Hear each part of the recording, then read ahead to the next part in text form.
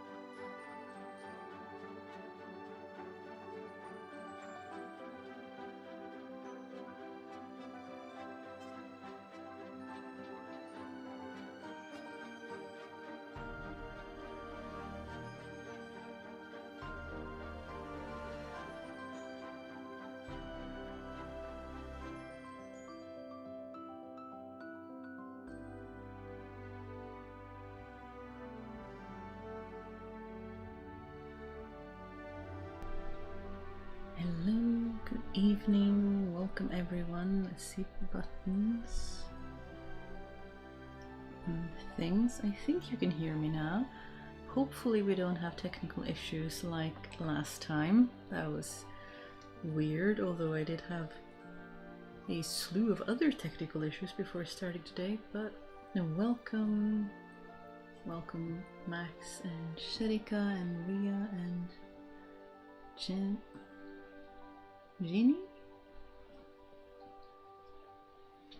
and everyone, and Maria.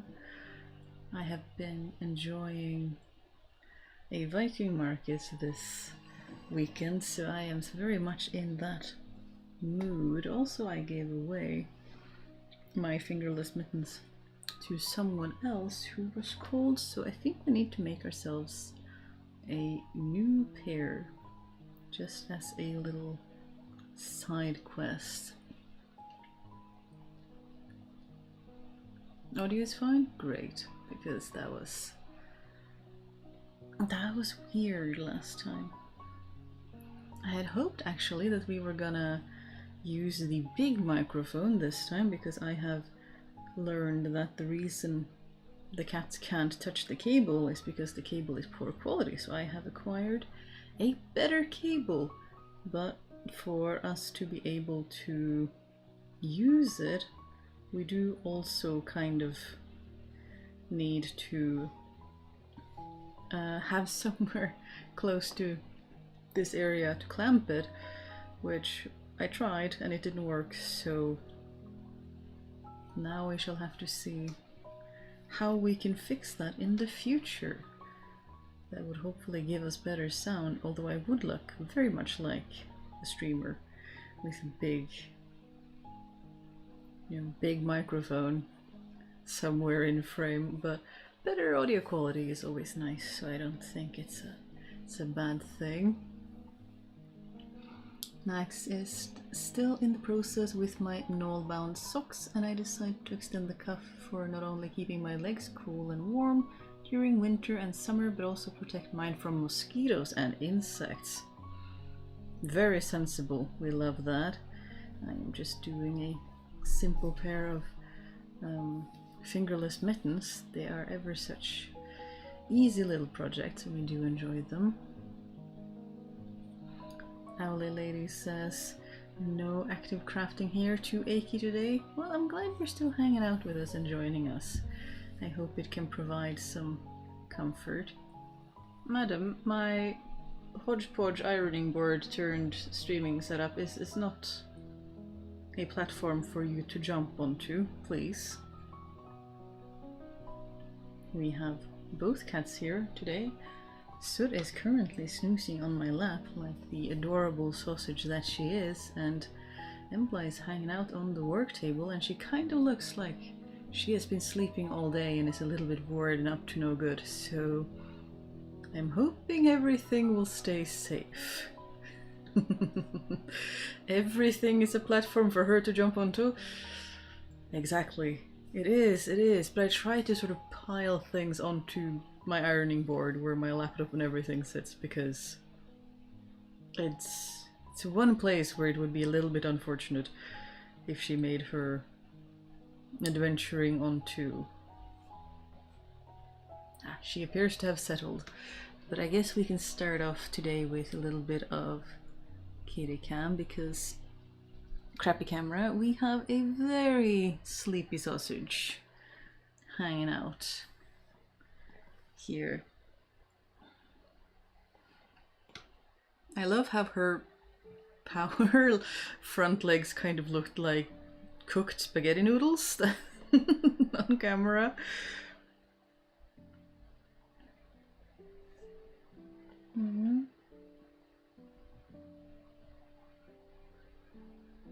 Being my little slinky. Cats and ironing boards. My late cat found the board irresistible to jump and lay on. Yeah, I try not to keep mine out unless I'm using it for that same reason, because it's not the biggest and it's quite flimsy, so we try to take some safety measures. Maybe I should get a sturdier one so it would be safer for my cats to jump onto it.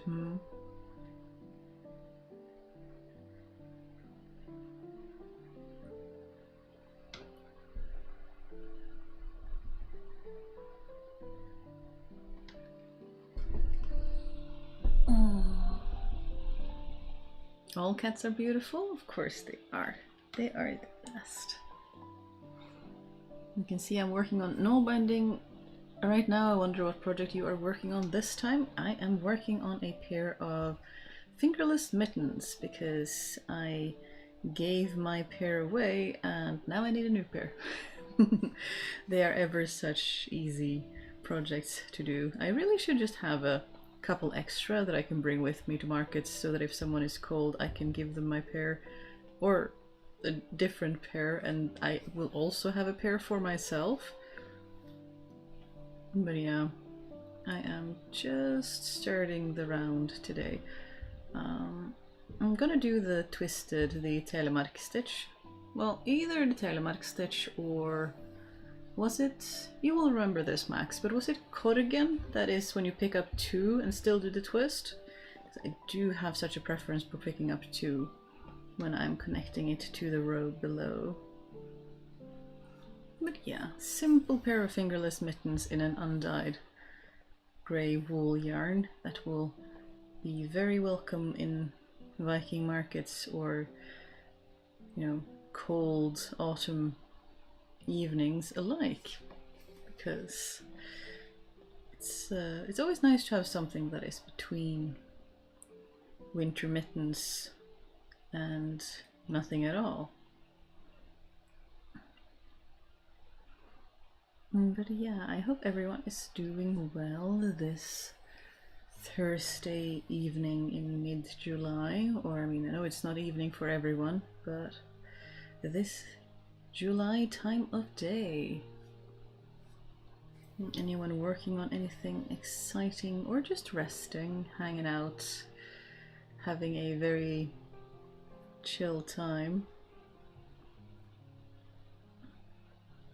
My computer tried to blow up earlier, so that was fun.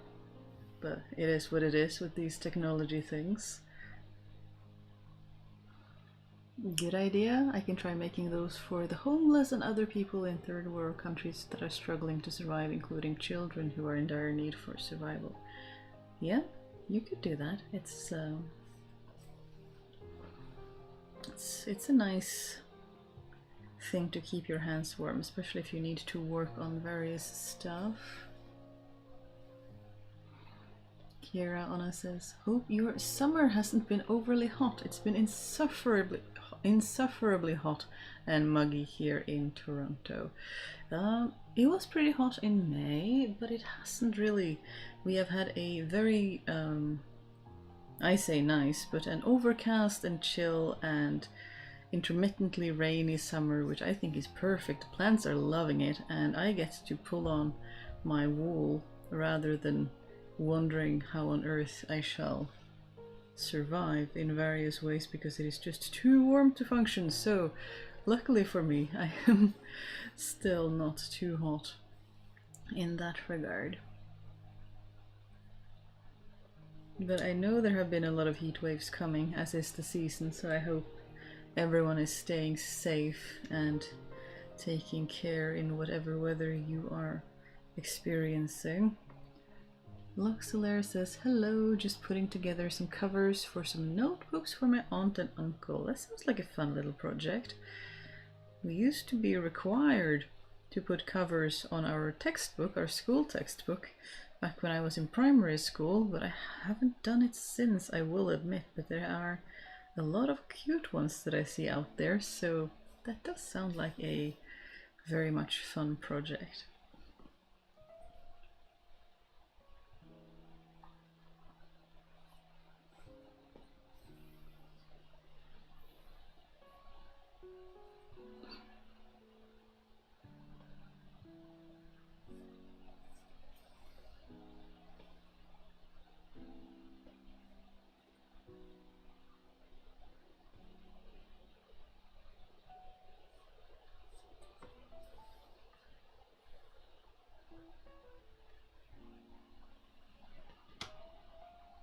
Hi everyone, your crafting is inspiring me to start a project of my own. Good. It's been in the planning stage for a while and it feels like now's the time to get crafting. Yes, I wholeheartedly agree with this message, Hannah. Now is definitely a good time to get crafting. And I find personally these lives give me a good excuse to work on projects I've been wanting to or meaning to work on. Even if it's just 2 hours of the week, it still helps immensely to have this time where it's like, no, now we will relax and hang out and just craft things, make things, and have fun.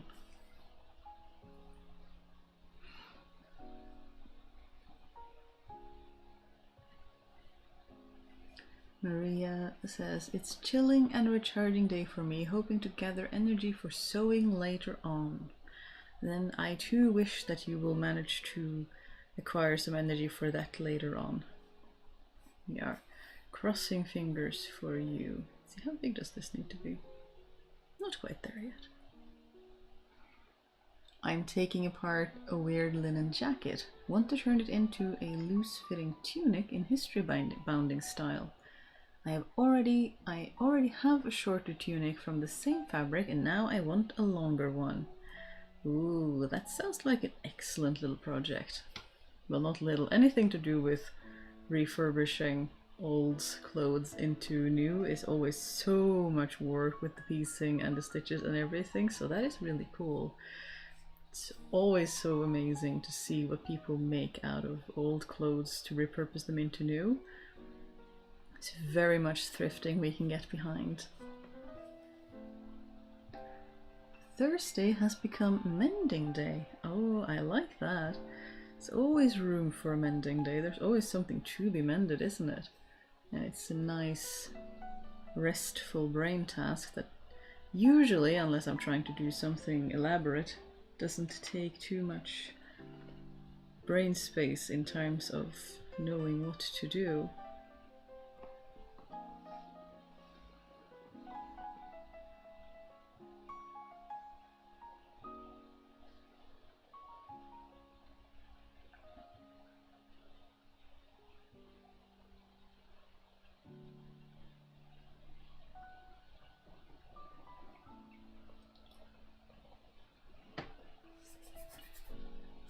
I see we are about to have ads in a moment, so if you are new here, I saw we had some new subscribers, welcome.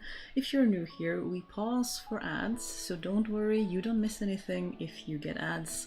You support the channel in a very real way if you are in the regions that get ads, so it's only fair, I think, that we wait for you.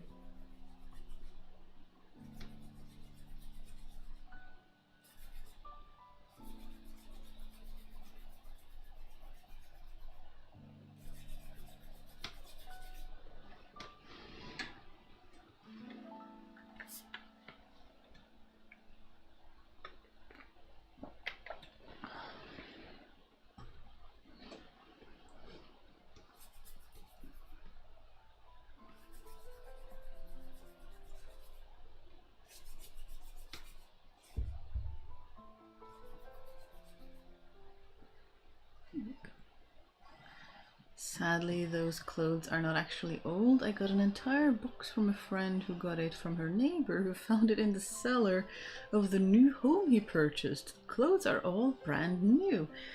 That is fascinating. To have left that when they moved, that is a bit... I've never heard of that. Ah, the continuation. And were once very expensive, over 100 euros. Oh wow. They're all in a weird boutique style with lots of useless bits and bobs and strange cuts. They also don't fit me, so I turned them into something I actually want to wear. Well, that is the best way to treat that kind of thing, but how strange.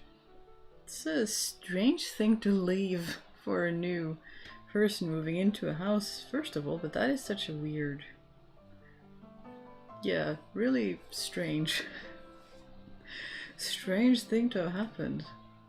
Yeah, we recently inherited a lot of clothes, but that is because someone's mother passed away, so in helping to clean out their apartment, a lot of clothes came our way, because it was that or the landfill, so we were like, well, it's our size, so why not? But that is truly strange, but I'm glad you're finding something you can turn them into, at the very least.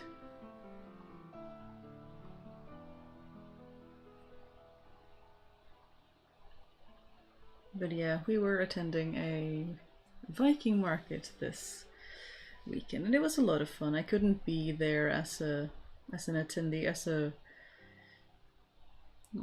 person who stays at the market a whole weekend and stays there and sleeps there and hangs out with everyone, because I didn't have the spoons to do that. But I did get to go as a day visit and have a lot of fun and meet a lot of my friends and say hi and hang out and not film a whole lot of footage, because I'm bad at that and doing it in public is terribly awkward. But it was still a lot of fun. I got to hang out with friends I haven't seen in years and chat and sit around the fire and just all around having a good time. It's something else to go to Viking markets. They are sort of since when you were dressed up in Viking clothes, of course, you try not to have modern things visible for the public, so phones and watches and things stay in bags most of the time, and you get this very nice feeling of being outside of time, which I really like. It's just really nice. It's very recharging because you can't go around worrying about all sorts of stuff when you're there, because you literally can't do anything about it.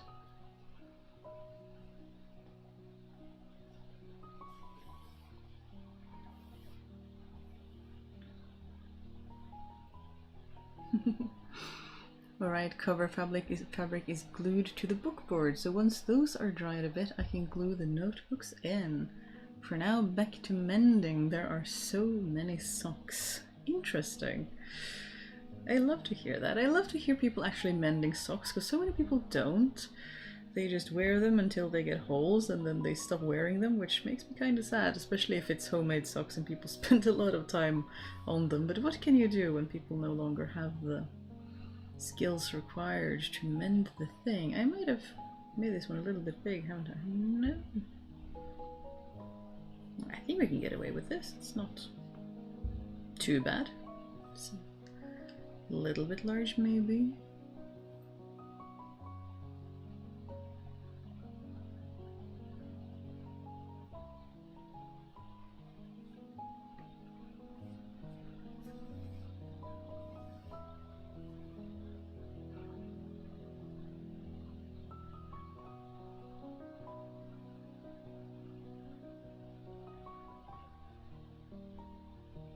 Let's see, where are we?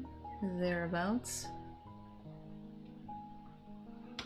Max said they find null binding therapeutic. That is very nice. I find a lot of crafts therapeutic in various ways. I call it physical meditation because you're doing something repetitive over and over and over again, and that gives your brain a chance to take a break, which I think is really nice, especially when it's one of those skills that you can just sit there and you can just let your hands do the work and your brain just wanders off having fun.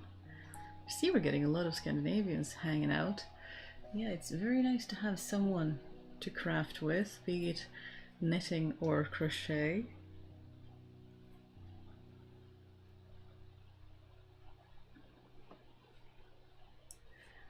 Strange, but a good idea to make use of the fabric. I'm also working on some socks today. I really should be mending though. Oh, we don't have to do what we should be doing all of the time. Sometimes it's nice to just do whatever we feel like.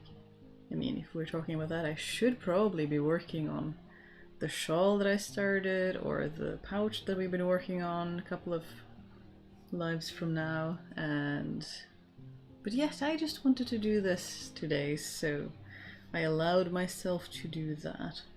It's nice to be allowed to just craft without guilt once in a while, isn't it? Preferably most of the time.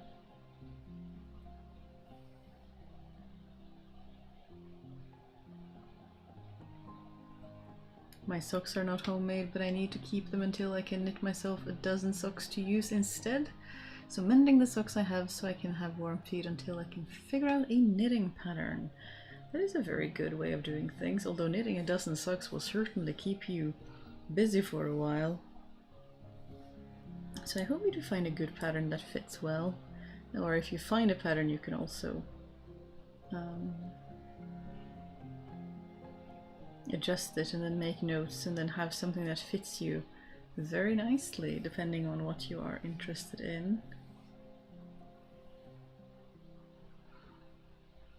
And Kira is hand sewing a linen loose fit tank top. That does sound really nice in the heat. If you've been having such a hot and humid summer in Toronto, then linen and loose clothing does absolutely sound like something one has a great use of.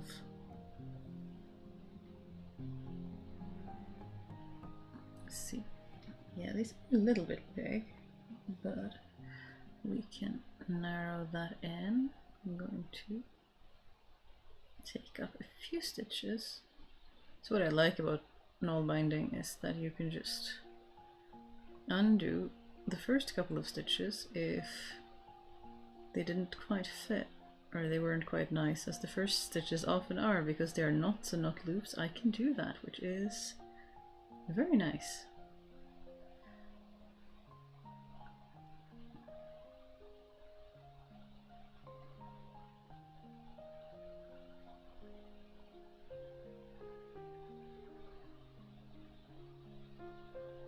There we go. Maria says, I've become the person people give their unwanted clothes to, and I'm like, yes, please and thank you. The next project is attaching a new to me lining to an already existing coat. Great for this winter. Yeah, I love that. I too sometimes become the person that people give their crafting stuff to, or well, sometimes clothes and fabrics and old duvet covers and tablecloth, and part of me is like, yeah, I want to accept everything. You know, I can't always, but I want to, so that I can make all of the things and try to repurpose all of the fabric and keep it out of the landfill however we can. And yeah, and then you just end up with a lot of stuff and trying to figure out what to do with it. But I shan't consider it a problem until I run out of stuff. So far, we still have stuff to make with it, and I still have room, technically, in boxes and other places, so it's all good so long as we can manage to store it without drowning.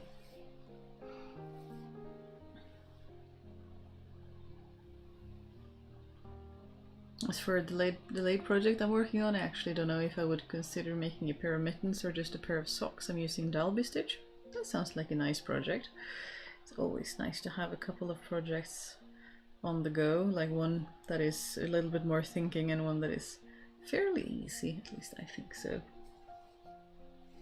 But I can't have too many, because then it just gets chaotic in my brain and I can't finish anything. But I know some people who are able to keep up with lots of works in progress at the same time. It's always fun to hear how we are different and how we are similar. Madam, your bum is ever so slowly sliding down my knees, so you will need to wake up and adjust that before it's too late.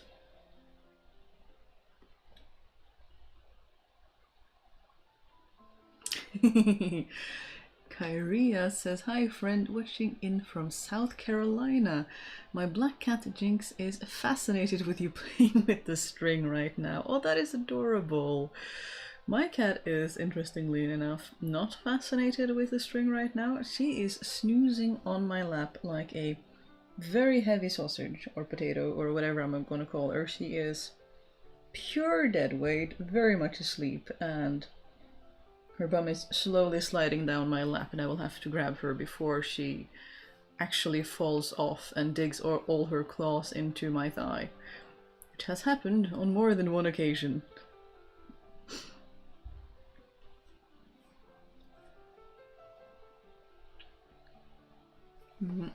Joanna says, I feel you. I just looked at my stash and oh boy, there is so much in there I did not even remember. And nearly all of it is from gifts, donations, or is from old clothes that need to be retailored. Yeah, I have a fair amount of fabric from a sale where a fabric shop was closing down, where I got a couple of rolls of fabric, like several rolls of fabric for ridiculously low. But also I am getting an increasing amount of tablecloths and bed sheets from people who are downsizing or moving or just want to tidy up in their closets, and I'm just accepting it because it's nice, you know, densely woven cotton fabric, so why not? Sometimes they're even nice damasks and stuff. So it's just too good to not accept and use for stuff.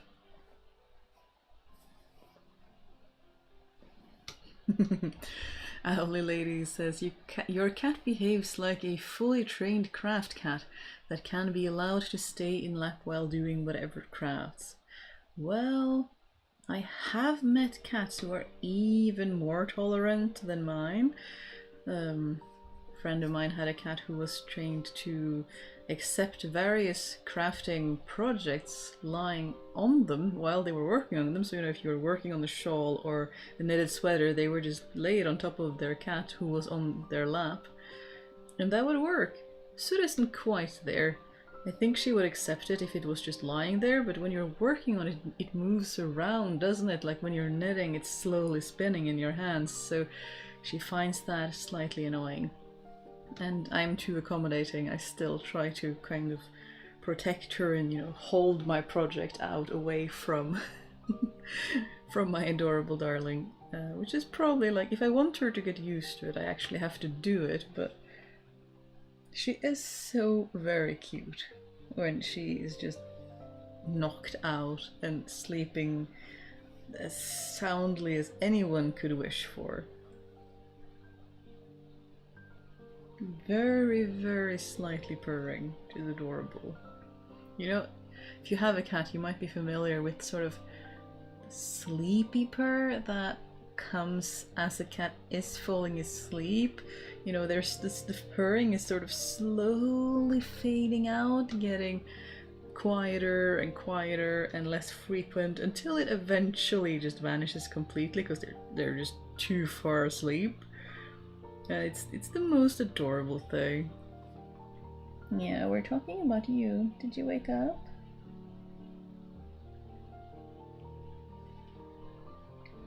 Well, if you woke up, kindly move your bum, darling.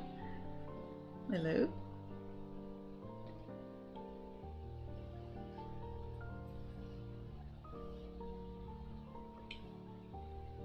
Pets are so precious. Still, just doesn't cease to amaze me how they just love unconditionally when you treat them nicely and just give us so much in return, so much love and care and routine a lot of the time. You know, you have to get out of bed and deal with the cat and make sure they have food and water and their litter boxes are clean, and it's very nice to have that kind of structure in your day. Plus someone wants to see you and tells you, you know, boy, you have been working all day, no lap time, what are you doing, you know?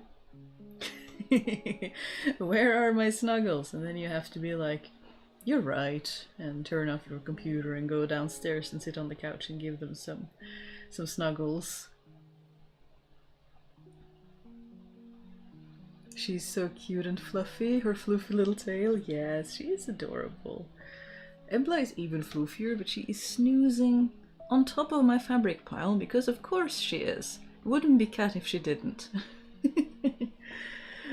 One day I should just, you know, well, I wouldn't because Sud is on my lap right now, but I should just grab the camera that you are seeing me from because it's on a tripod, so I could in theory pull it off and aim it at Embla so that you can see her as well, just snoozing over there. But I have a feeling that the jarring and the shaking would be a little bit nausea-inducing, so I try to spare you the horror of that.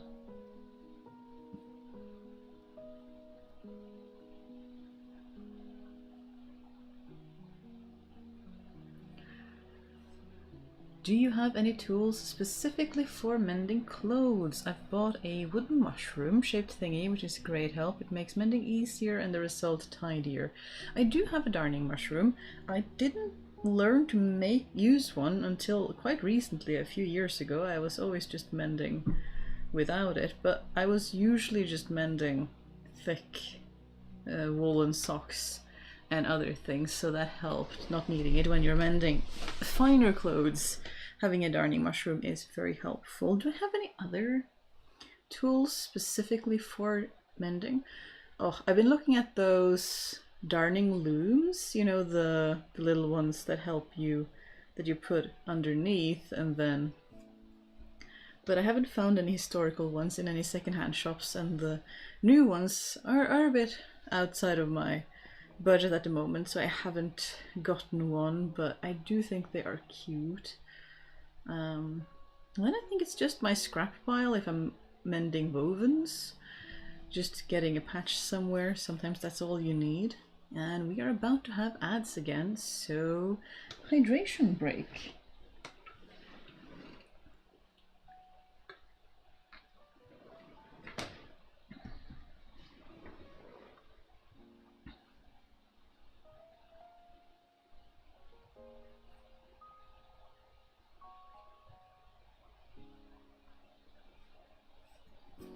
Pets are so great for enforcing self-care. Oh, they are.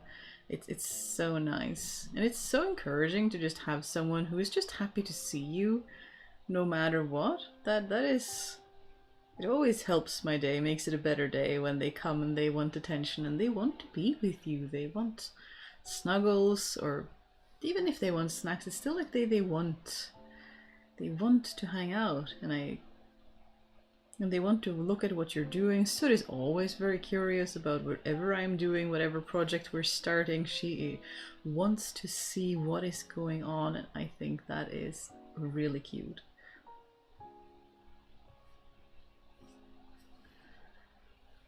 Luxelaire also says an embroidery hoop is helpful for larger pieces of clothing like shirts and pants. I'm using a small one right now on my sock.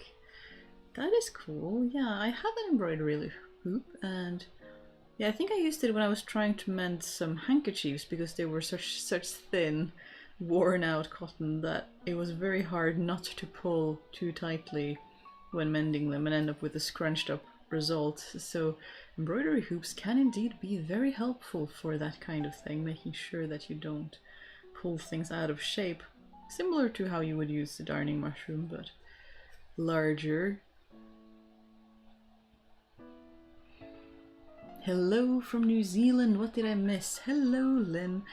You have just missed the kitty. She was on my lap snoozing and now she's gone.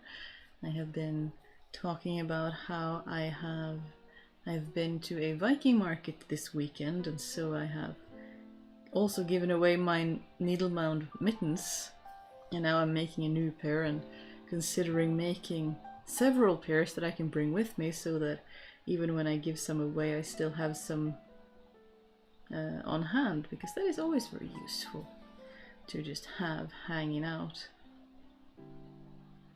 and just having time with friends and doing all sorts of fun shenanigans related to history and reenacting and all sorts of things. I didn't actually join as a member this year. I just came as a day guest, which is I do miss camping properly, but it is what it is. It was still a lot of fun. I still got to see a lot of friends I haven't seen in years, so all very much worth it.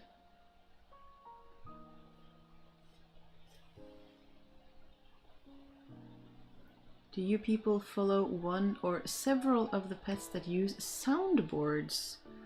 I love how communicative these animals are and how clearly they tell their humans they want to spend time with them. Oh, soundboard. Oh, you mean the buttons. Oh, the buttons are adorable. I love those. Super cute. And yeah, it's very interesting to see how they process language, how they stitch together, they put together different buttons to mean combined things. It's super fascinating to watch some of those videos. And a lot of fun. Again, there is so much more going on in their brains than a lot of people like to think, and I find that super, super fun.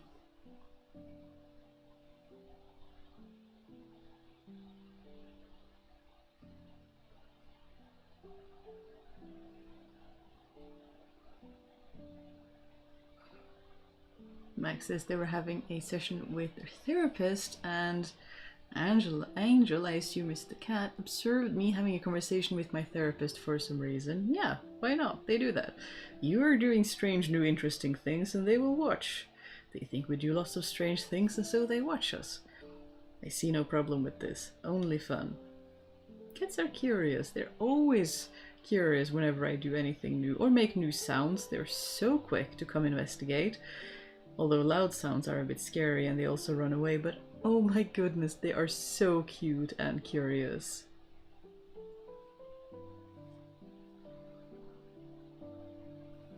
You want to go to a Viking market one day? I hope there are something similar. Is there anything similar in New Zealand? I don't know. I hope that people have access to various historical markets around the world, because it's a fun thing to do.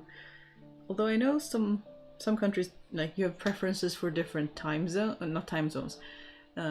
periods in history, because, you know, you have different part of a country's history is more attractive or not. So in Scandinavia you'll have a lot of Viking markets and medieval markets, and I know in the US you have a lot of Civil War reenactment, and I assume a lot of other places have a lot of other types of things. And then there's the Ren Fair thing, which is neither here nor there historically. It's mostly just fantasy as far as I can tell. But here it's mostly medieval and Viking age reenactment. I haven't seen, although I'm sure there are exceptions, I haven't seen too many others. Although I did have a friend from Finland. Well, she was half Norwegian, half Finnish, and she did, you know, the cool 18th century ball gown, 19th century ball gowns for going to balls. That she had a lot of fun with that. That was cool. So I know other stuff is happening too. People are always getting up to fun stuff. You live in Europe, I'm just visiting in New Zealand. I was wondering, because I thought you were more local than that, but I do forget various details. But then you have ample opportunity, hopefully, to visit some historical market or other, at least. We have those... I know there are markets in France and Germany and all over the place, really. I do hope you get a good chance to do that.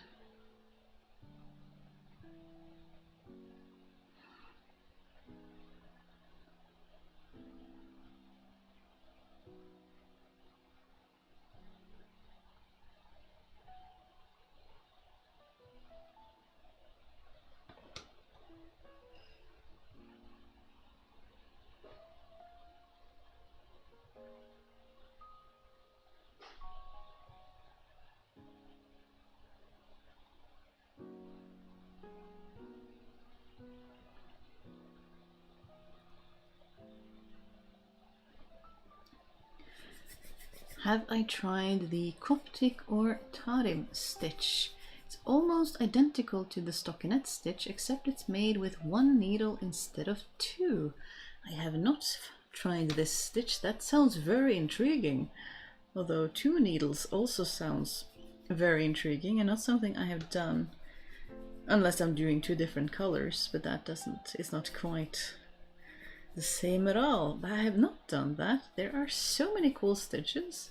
I'm not very advanced with needle finding. I know a handful of stitches and then I just make whatever I feel like. There are so many people who are a lot more knowledgeable than me. I am more of a serial craft accumulator. I will get a craft and learn it, and then I will see a shiny of other crafts and want to do those as well, and then I end up, you know, being halfway mediocre at many different things, the exception being tablet weaving, which I did manage to keep up for quite a long time and still enjoy and have good tools for. It's been far too long since I did any tatting, and I've forgotten a lot of the feeling that you're supposed to get, so I really do need to get back to that. It is a lot of fun. You can make so many cute little accessories with it. I've seen a lot of people make snowflakes for winter solstice, and I think they are super, super cute and excellent for, since tatting is bad for continuous projects because you need to refill the shuttle. Making little snowflakes and then stitching them in a row or stitching them together into a lace makes sense, and what I get the impression they did historically, which is super, super cool. There's always, you know, so many crafts, so little time. There's always so many things that I want to learn. Jack of all trades but master of none? Yes. But oftentimes better than a master of one. Yeah, it's interesting, isn't it? How it can be challenging if you're very, very hyper-focused on a single thing. Can be challenging. Some people really enjoy it, but I really enjoy learning different techniques and different strategies and just different ways of creating and thinking and just having fun with things. I just want to learn all of the things, all of the ways of making things, even if that is gardening or woodworking or crafting or knoll binding or sewing. Or imagine how awesome it would be if you were mediocre at everything, you know, all of the different crafts and skills. You would be unstoppable. You can make so many things. And even better when you start combining crafts. The amount of comments that I get from something so as simple as when I made the woolen cowl that I sometimes get comments on and wearing videos. People were surprised that the scalloped edge was crocheted when the rest of the project was knitted, because why would you combine two crafts like that? But I think that is a lot of fun. Why not use different techniques to get different effects and have fun with it when you know several skills? Anyway, I get that it can be something you might not want to write a pattern for, because then you're expecting or asking people to know several different skills rather than one at a time. But if you're just playing around, making stuff up, I see no reason not to play with several different skills and techniques on top of each other in the same craft just because you wanted to.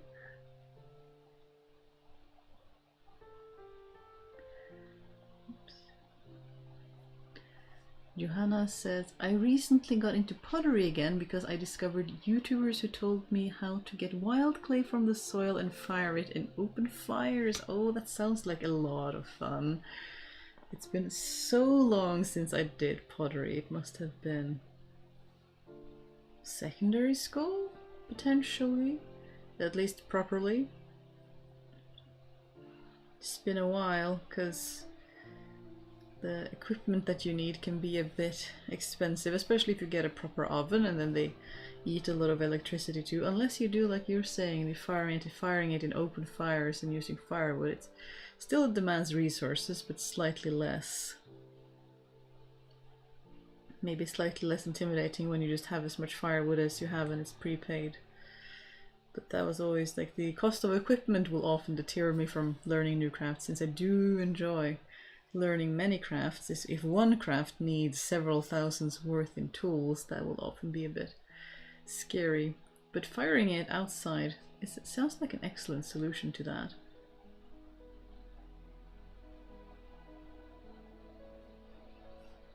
And I really want to make some glass beads with old techniques, but out of modern glass shards. Ooh, yeah. I have... It was a Viking market many years ago now in Trondheim, where they had a glass bead making course, where you first cast the kiln out of clay, and then you made glass beads out of broken glass, yeah, modern glass shards. Hey, come on, come, hello. And it took so long, but it was so much fun. I still have them lying around in my Viking stash somewhere. It took so long to sit there with your little, you know, stick, making different colors onto the glass bead and trying to make it have an even shape and different colors and all of the things. And yeah, absolutely recommend. It was a lot of fun, but it is much easier if you're more than one person, because if you do it historically with what are they called in English? The blowing thing that blows air into the kiln. It's nice to have someone manning those, and then it's. But if you're doing it with gas, that is not. You can do it by yourself, no problem at all, with just a tank of propane and having a lot of fun. Are you being a gargoyle?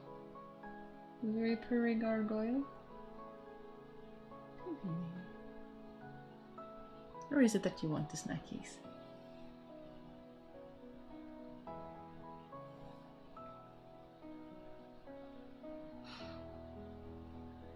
Bellows! Bellows! Thank you, that's the word.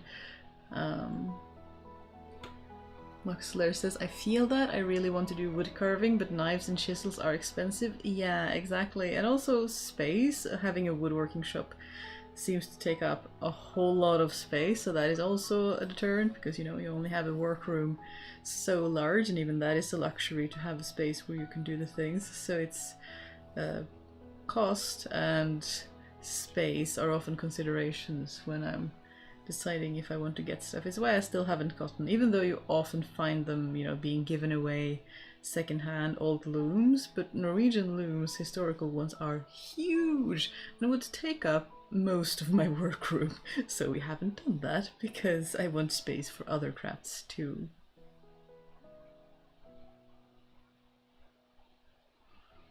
Whenever I use the Coptic Tarim stitch, I generally use a metal darning needle to make the stitches more packed and tighter than anyone would normally use. Yeah, that is a good trick. I also tell people that they can do that if they don't have a needle binding needle, because they can be a little bit challenging to find a large wooden needle or bone needle or similar, depending on where you are, but a lot of people can find darning needles. Sometimes they break your yarn faster because they're smaller and a bit sharper, but it's still a very good place to start if you want to check out if it's a craft that you enjoy, because it's always, I always encourage people, don't buy all of the expensive tools or even expensive tools at all. If you can make do with what you already have, try to see if you actually like the craft first. It's so much unused crafting equipment because we wanted the good stuff before we knew if we actually enjoyed it or not. So it's definitely something that I try to be cautious of, but sometimes you need certain tools to do things, but not always. Or you can find them secondhand. But yeah, I also got some smaller needles to do things like York stitch. I do want to do a reproduction at some point of the York socks, glorious as they are, and the stitches there are quite small, so then since the York stitch is dependent on the size of your needle, I needed to get some smaller needles, and I hope one day to do that. Don't think it will be anytime soon, but we shall see. Joanna says one can make needle binding needles out of popsicle sticks. That is brilliant. That is a really good idea. The first one I made was from an offcut of a piece of firewood that we just chipped away at and then whittled down into a needle, and it worked so well until it broke. There was very uneven ground and it was in my bag and I sat on it and then it broke and I was very sad. It was super smooth too, just so nice to work with. And ads again, so I shall, farewell madam, have a hydration break.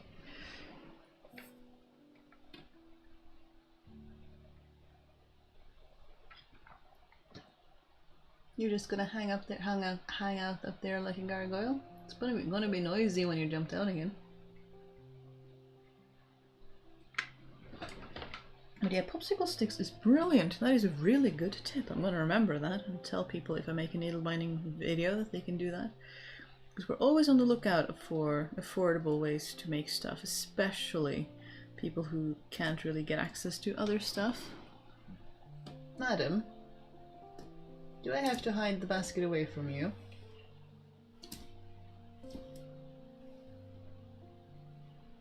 You see, I tried to put my baskets up there so you wouldn't.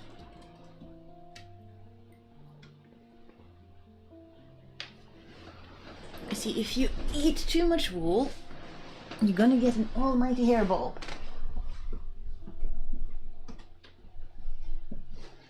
And we don't want that.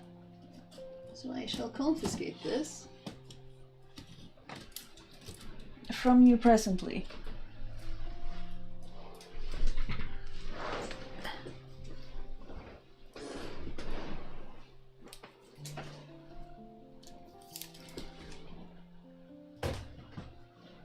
You, madam, are relentless.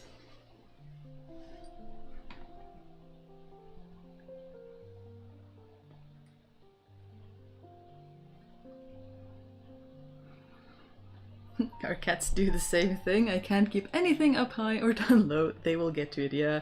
And so is a very tenacious little beastie as well. She will fight her way into something. There you are. Yeah, this is still not for you, you see. It's still not for you. Can we put it over here, maybe? Sorry for the noise. Here we go.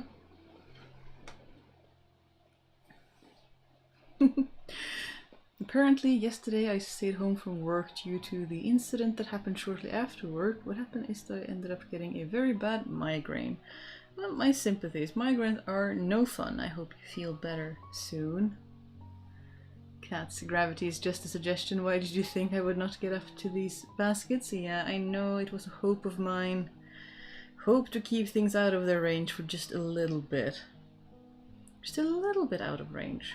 Or, you know, just that little bit of a too much of a bother to do stuff. I even tried putting a little zip tie at the one end so that it would be closed, but she just pushed it open anyway, because she is stubborn.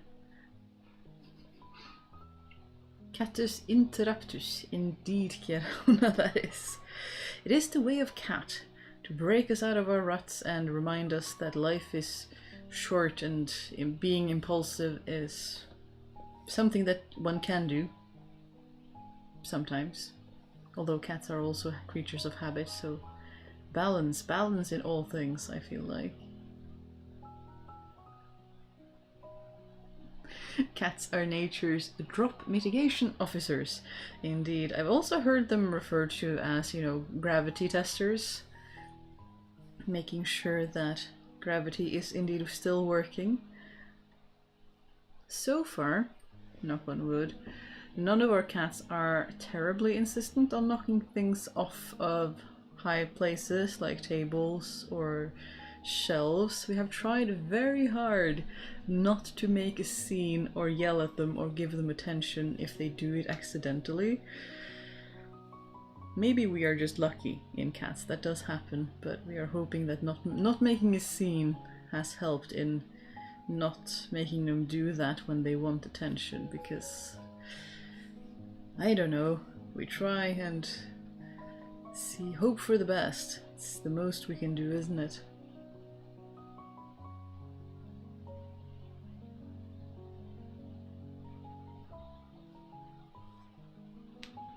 I do wonder if I can take you on a little adventure. Do you want to go on a little adventure and say hi to Embla? She doesn't show up in my videos an awful lot because she is so fond of Spouse. Let's see if we can manage. Oh, you are not asleep. You are just slightly awake. Let's see. I do apologize. We are gonna have some shaking.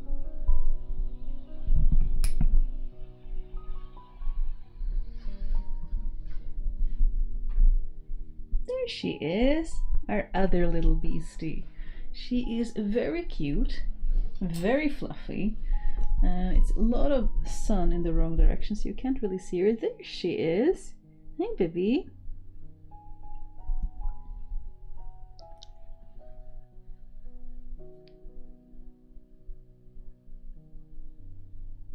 He is very cute.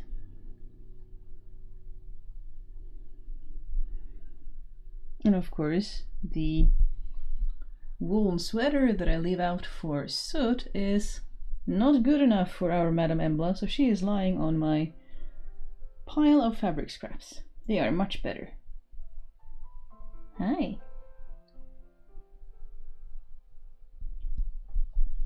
Right, let's see if we can come back without making people seasick.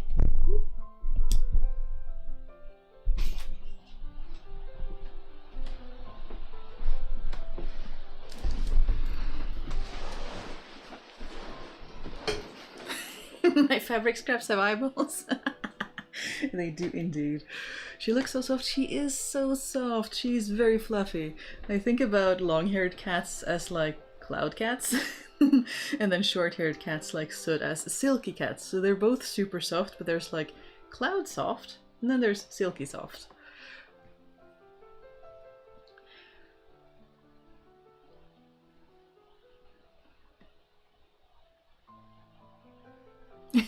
Yay, adventure. I have no idea what that looked like for you guys. I hope you didn't get too seasick. I would love to go on a little adventure and say hi to Embla. Yeah, she's very cute. And now she's sat herself up and is like, what is going on? Why happening? Although maybe We can entice you over to my lap with snackies.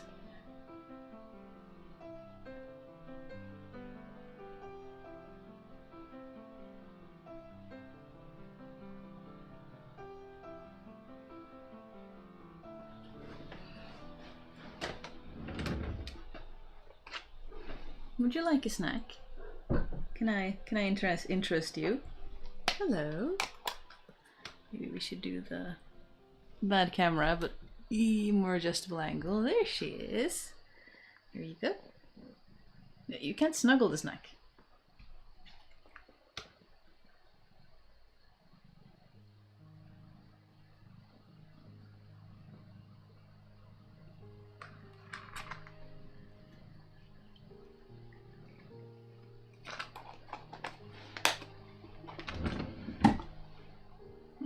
Tail and camera. Camera is all tail. Here. There you go. Yeah, she's such a floof. She's so cute. So fluffy and so soft. Hey, precious.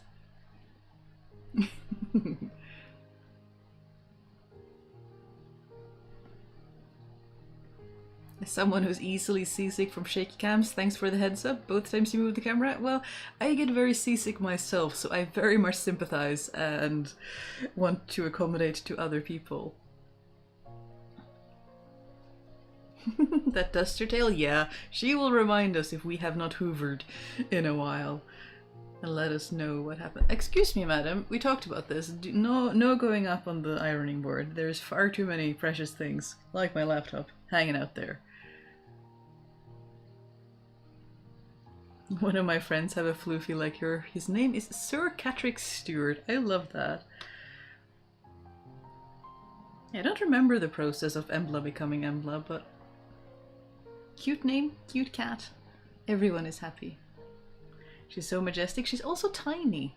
She is not very large. She isn't 2 years old yet. She has a few months left to go, but keep expecting her to get a little bit bigger, but she is not doing that at the moment. Anyway, I wonder if you could try amigurumi in knoll binding. I know it's traditionally done in crochet, but I see in knoll binding as a rare occasion and how intriguing and challenging it can be to some. I don't see why you couldn't do amigurumi with knoll binding instead of crochet. It's very similar in structure in terms of, you know, you have one stitch at a time and then you loop. The only thing is that I know that you need to do very tight stitches, make sure everything is very dense, or the stuffing is gonna come out and annoy you. But yeah, I see no reason why I couldn't make a lot of fun amigurumis with knoll binding just for the fun of it. The only way to know for sure is to try. I am very positive to this adventure. Sounds like something that should be experimented upon.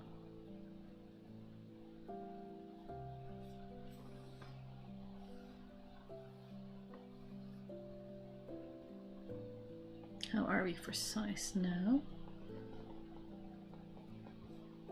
Still a tiny bit big, but not obnoxiously so. If I wanted to felt them down a bit, that would work, but I can just take them in a little bit more.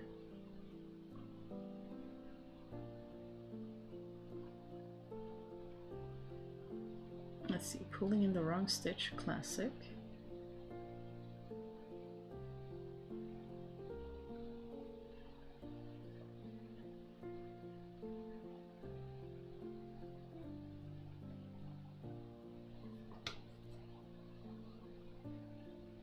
One could use slightly larger pieces of scrap fabric for filling.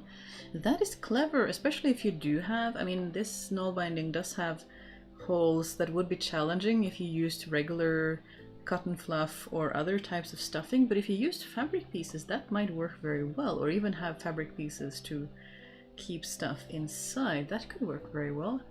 And fabric scraps have historically been used as stuffing when they get really small, and it's one thing that I do like to do like to use the smallest, scrappiest bits. You know, you have the big scraps and then you have the smaller scraps that can still maybe be convinced to be Victorian crazy patchwork. And then there's the tiny scraps that can't really be made into anything new, but they can be used as stuffing. And I have this dream of having a workroom where I don't really throw away my fabric scraps and my thread clippings because I just use them as stuffing in various pillows. I don't know, we haven't thrown anything away yet. I just have an ever-growing bag where the scrappiest bits live. And I do want to make, you know, inroads on the fabric scrap pile, one project at a time. And then we will just fill it up again. But I don't feel the need to try to be zero waste on a project-to-project basis, because as long as I use the scraps and actually make things with it, that is good enough for me. Plushies can be made in knit, so I don't see why they can't be made in other yarn crafts as well. Exactly. My grandmother knitted me a teddy bear once, and I loved it so much. And then I lost it after having slept over at a friend, and I wasn't allowed to go look for it the same night because it was too late. And I was really heartbroken because when I went back the next day, it was gone. It was not where I lost it. Someone else had picked it up. Whether to be nice to try to find somewhere to give it or to just bring it home and out the rain, I do not know. But my teddy bear was gone. It was pink and flat and squished and not very pretty anymore after years of cuddling, but it was so cute and I was so fond of it. And of course, my grandmother, seeing how heartbroken I was, went and bought me a new one, because by then her eyesight was not quite good enough to knit anymore. But that was never the same, was it? Even though it was still a gift from my grandmother, it was not quite the same.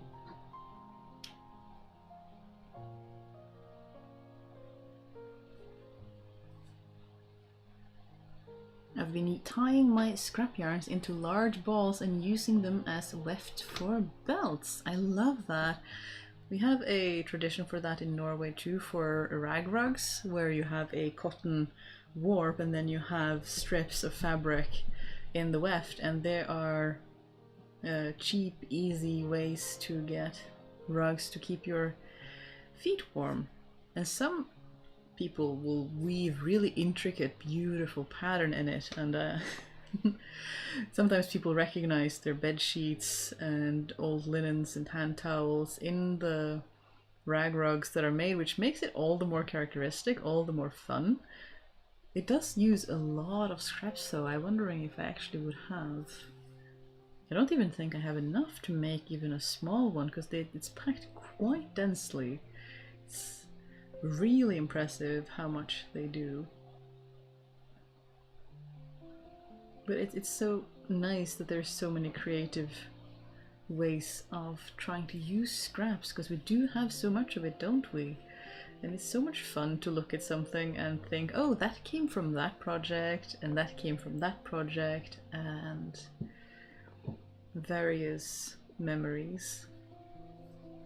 I do wonder what people do with yarn scraps though, because I don't usually have a lot of yarn scraps. I'm very slow to craft, so I don't do a lot of knitting to begin with, at least compared to many other people. I'm very slow crafter since I keep jumping between sewing and yarn work and other things, so I don't have as much leftover yarn as some people do.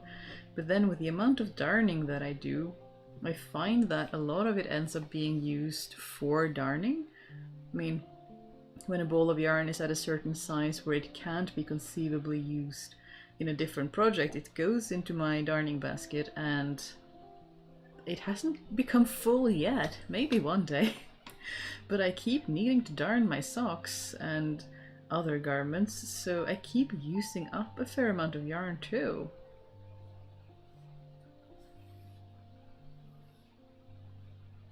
My yarn scraps are going into a little jar for stuffing later. Ah, yeah, the really short ones. I do save those in a jar along with other thread clippings. I was thinking of like the medium long ones that you could conceivably knit with. I see some people use stripes and that kind of stuff, and make stripy projects and shawls and baby blankets and stuff, which is really fun. Madam, why are you tearing the house down? As of now, I'm just getting started to make a amigurumi in knoll binding, but I'm not sure what stitch would be appropriate for this. I would think any stitch you want. And I've used different stitches for different projects before in the same project, and it's so much fun because it gets an effect that is super nice. That you get different textures, which I think is a lot of fun. And we are about to have ads again, so I hope everyone is making sure to stay hydrated. Make sure to water your human houseplant.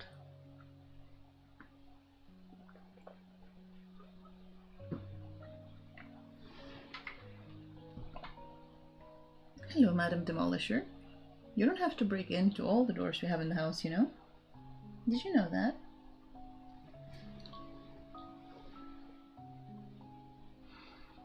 I used to separate the fiber, card it together, then spin it back together, or just turn it into fluff to use in combination with stuffing. It's a really good idea too. I'm not good enough at spinning to do that, but I see how that can be a really fun way to get texture and fun bits into crafting. Yeah, there's so many creative ways to use scraps, both fabric and yarn. I love to learn about new stuff that I can implement into my sort of scrappy repertoire, because it's always fun to have something new, a new project or a new technique or something to play with to entertain us when we try to use up what we have already spent money on or inherited or, you know, bought or whatever it is, however it have been acquired. Keeping it out of the landfill is the ultimate goal, at least in my world. That gives me so much joy. It's so fun for me to do that. Make sure that I try to keep things out of the landfill for at least a couple more years than would have been expected. That is very super satisfying.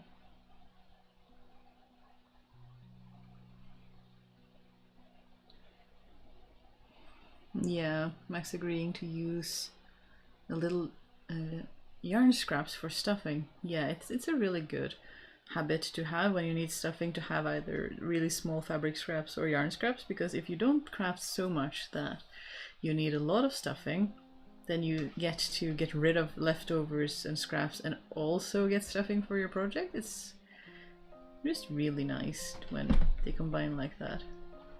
Are you restless, madam? Did you get bitten by a mosquito again?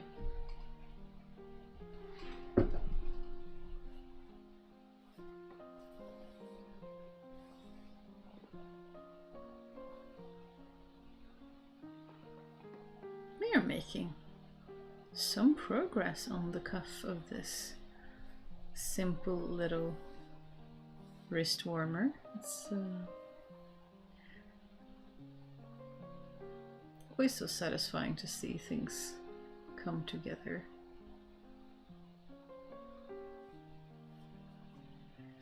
I recently found 2 large fabric pieces in the trash heap in front of a neighboring house. They had thrown out old furniture and stuff. One was already cut up old bedsheet that already had something else.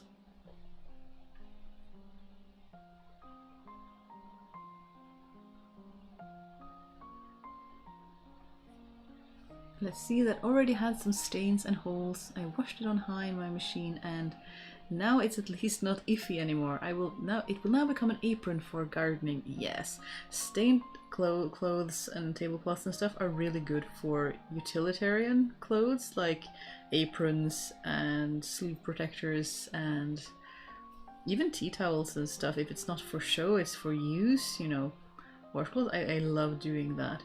I also have, it has been a abhorrent summer to do that, but I wanted to try to do a video on how effective sun bleaching can be, but whenever I try to film, you know, white fabrics with stains, the stains don't really show up, so I will have to find a way for you to actually see the difference before we can manage that, but maybe one day, because that is really fun to illustrate. It's how what I do with bed sheets and linens and what have you. If they have gotten stained over winter, just throw them in the washing machine, and while they're still wet, apparently it works better when the clothes are wet and not when they're dry.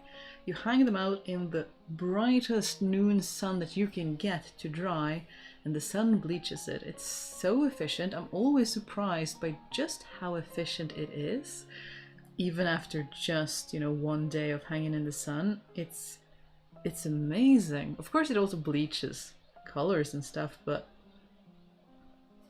the power of the sun is not to be scoffed at. She is powerful.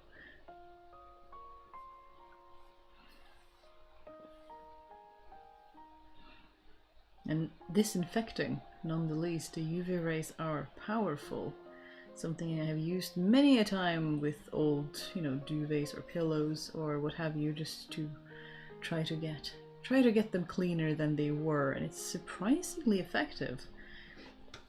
It always works so much better than I thought it would.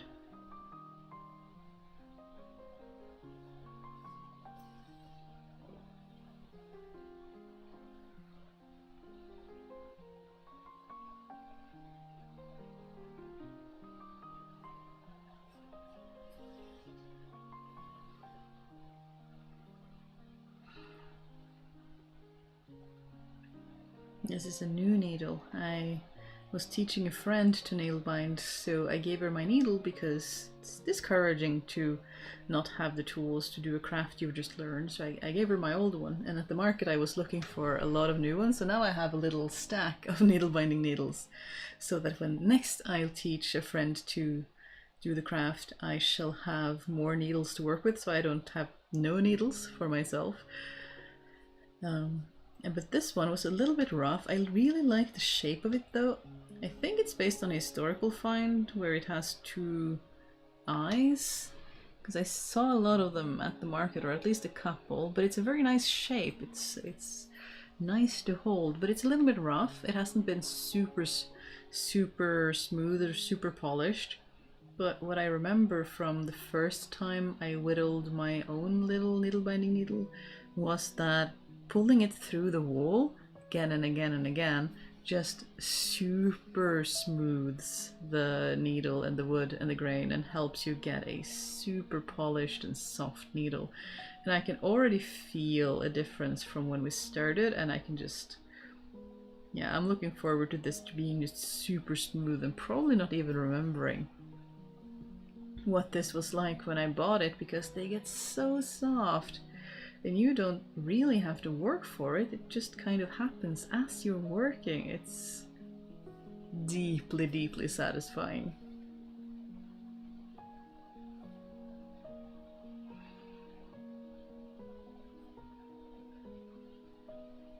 But I know a lot of people were mending too. How is the mending coming along? Are you getting progress on that?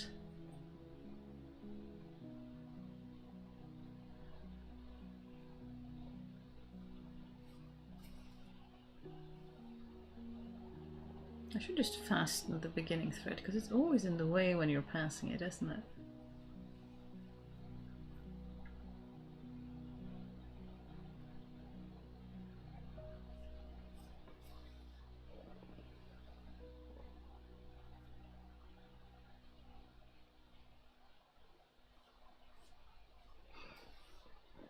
Just about done reinforcing the ball of this sock. Well done! That is very nice, and it sounds like you actually reinforced it and didn't darn it, which is way ahead of me, because I have only managed to reinforce a weak spot on a sock once. Most of the time it becomes a hole before I notice, and then it'll be at least a couple days more until I actually sit down and do the thing, because it's, you know, these days I have more socks to swap between though, which is nice, so that I can take it off and put it in the darning basket without having to wear it down to be a really big hole. Though it sometimes does that anyway, because I don't notice straight away. We do what we can, don't we?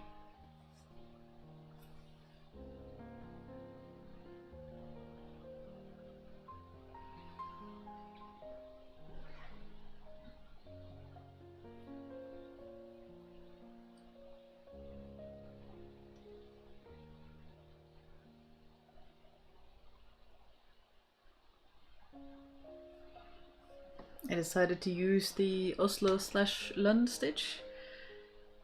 Yeah, and some people may find it as the most basic stitch when learning. Yeah, it is the stitch that I find that I teach people when they're learning a new stitch, because or when they're learning knoll binding, because it's an easy stitch to start with. Mummin is also pretty easy, depending on how tightly they're knoll binding. If they need an extra loop to help them with the tension, that can be helpful. And it also looks like a lot of needle binding they've seen, and it helps them get the technique straight away, which is very, very satisfying. It's always so fun to see people learn a new skill and figuring out the thing.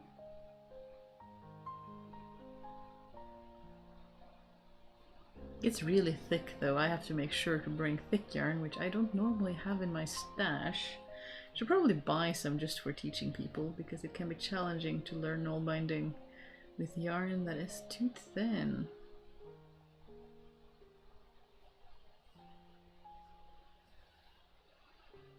First time to the live, just learned to crochet, and it feels like a whole new world has opened up to me. Well, congratulations! Well done! Learning a new skill is always fun, and then you get the new skill energy that you can apply to all sorts of fun things. I hope you make many fun things and have a lot of fun doing that. That is, yeah, it's always so satisfying to get.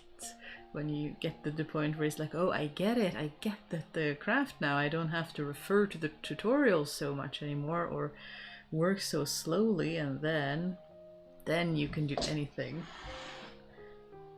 Madams, are you bored? Sounds like you're a bit bored.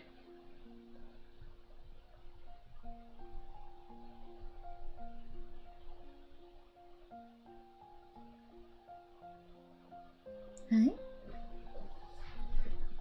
Fluff. Tail.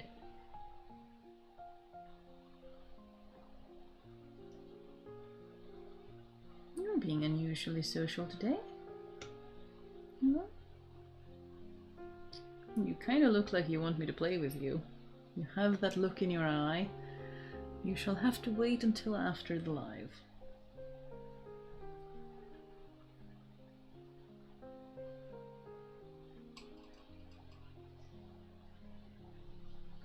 Hello.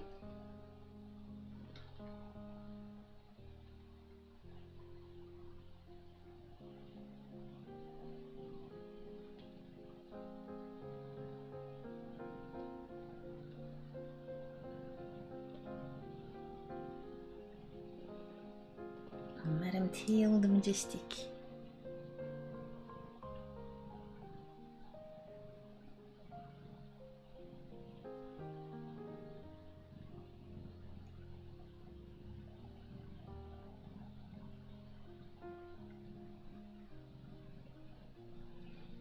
Alrighty, just a quick reinforcement patch over the heel, and this sock is done. Oh, nice. It's so satisfying when you finish something in the darning basket. Madam, I don't feel the need for a mustache. You know? Do the two voids get along with each other? Somewhat. Emla is a lot more social than Soot, but they have learned to play together. They also fight, of course, being two female cats, but they have learned to play, which is very fun. When they're chasing each other up and down the stairs at great speed. Yeah, I know, sweetie. You want to go up there too? She really thought it would be too difficult, but now granny squares are easy. Your channel is a wealth of inspiration and calming. Well, I'm glad. That's what I hope it'll be, like inspiration to do the thing, and then textile history and science just for funsies. Madam, do you want to host a live? Hmm? Yeah? Blaze very chatty. But yeah, I hope that is kind of what I hope with the channel, that by doing projects and showing you different things and projects, that you get inspired to go and do your own crafts, go and do your own stuff. You don't have to do exactly what I'm doing. I mean, I don't really think of the videos that I'm making as tutorials, because I'm just sort of taking you along to the adventures that I go on, and then I hope that encourages you to go on crafty adventures of your own, whatever that looks like. And then the occasional informative talking about history and science and fun stuff, just to round us all off and have fun learning new stuff, because I certainly enjoy that too. Sorry I'm late? Nah, it's all good.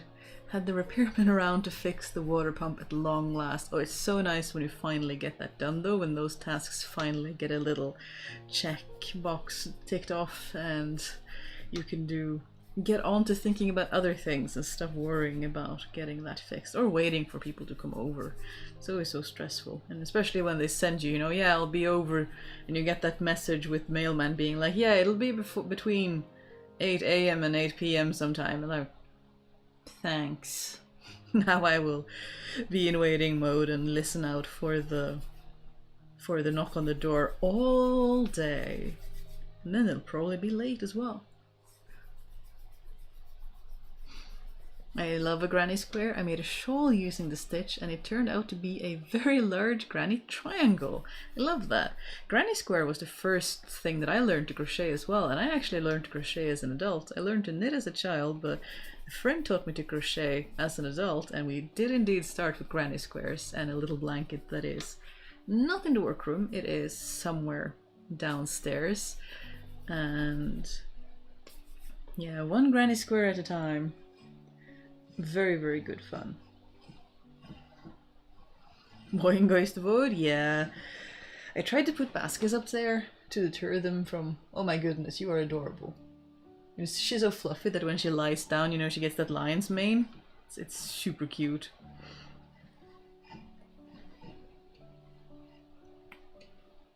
But yeah, we made that first and it was a lot of fun. I'm still not a proficient crocheter, but I'm like, I can do some small stuff, like doing scalloped edges for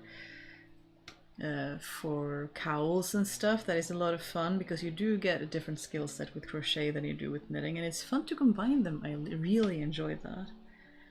So good on you for learning new skills. That is super, super satisfying. Well done. I deeply appreciate the history of the Victorian era. I can only dream of their skills.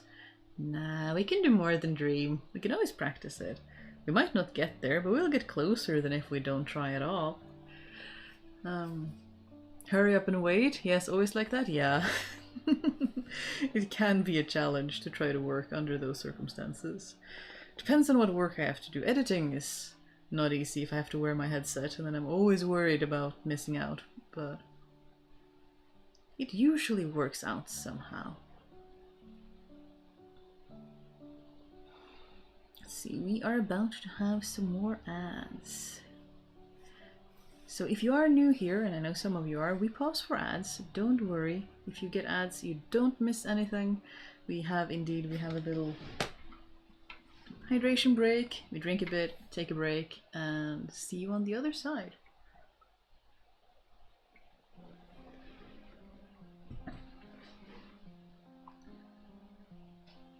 Will you untangle? Yes, thank you.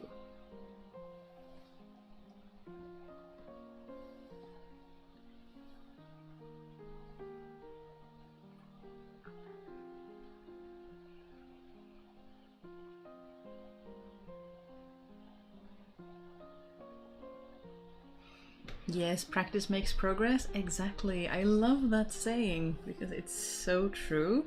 I don't want to be perfect. I mean, perfect is... it's like objective. It's an ideal that we can strive towards, but we'll never actually get there because it's not realistic.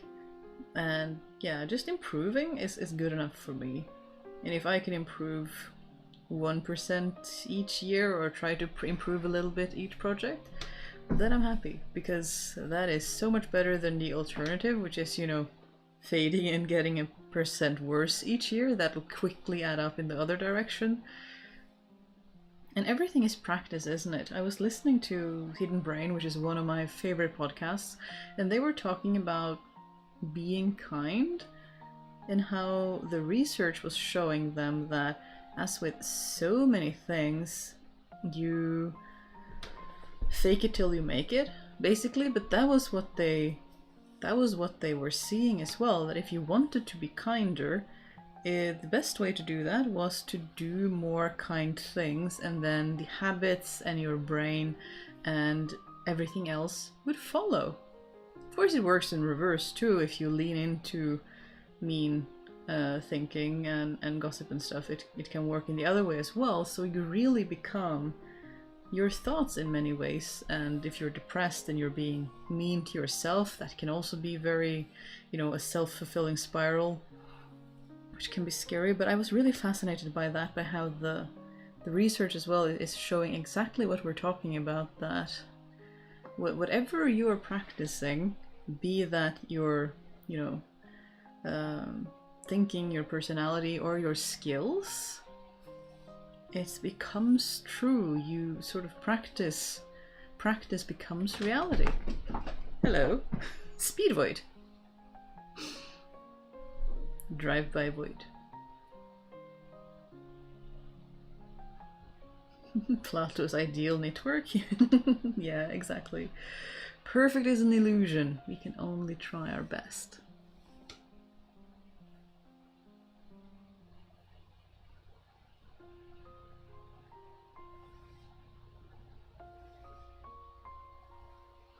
You're working on the legs and not sure if you should continue increasing it or just leave it without increases? You will have to try and see how it works out. It's the fun thing about making stuff up as you go, is that you get to experiment with this kind of thing. Of course, I never really practiced reading patterns because I just made things up, so I'm not super fast at reading knitting patterns and stuff like that. I can read diagrams fine, but when you get all those abbreviations, I'll be a bit like, that doesn't seem like a fun time, and then I just make stuff up. Sometimes it works, sometimes it's not what I wanted, but I do have fun doing it, which is the most important part. And I do lean a lot on diagrams, because you can usually read so much of the pattern from the diagram, and sort of reading through the pattern and trying to get a feel for what they are trying to do, how many increases, how many decreases, what shape you're going for. And then you just do the thing. And some people are really dependent on patterns and prefer and enjoy following patterns, and I love that there are different techniques for different things and different preferences. It would be so boring if everyone had the same preferences.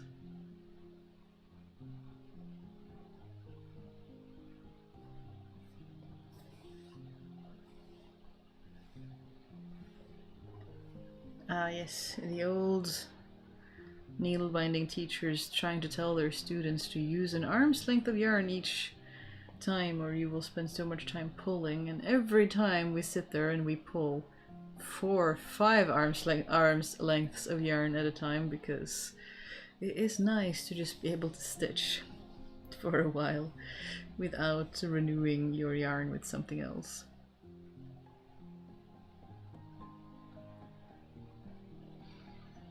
World Eater Void says, just finished another belt. Oh, good job. I've only been weaving for 2 months now, but it's helped my depression a lot. I'm so glad the crafting is helping. Weaving is so much fun. It's so magical. I mean, you're making textiles, you're making structured things. I think it's really cool. I need to pull out my tablets again and weave something. It's been too long. Or my rigid heddles. Either would do. Weaving something would do. They are nice portable weaving projects that I can do even in a small workroom.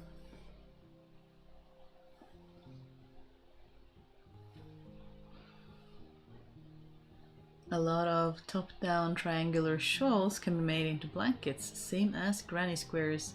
Hence I've made some Lido blankets. Cool.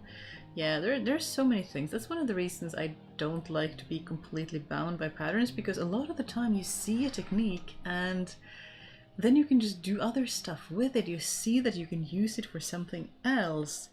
Like that cardigan that was so popular with crochet. I don't know if it still is, maybe it still is, where it was basically an oversized granny square that became a sleeve and the side of a jacket, and then it just became its own thing. And a lot of people were making them, having fun making them in all sorts of vivid colors.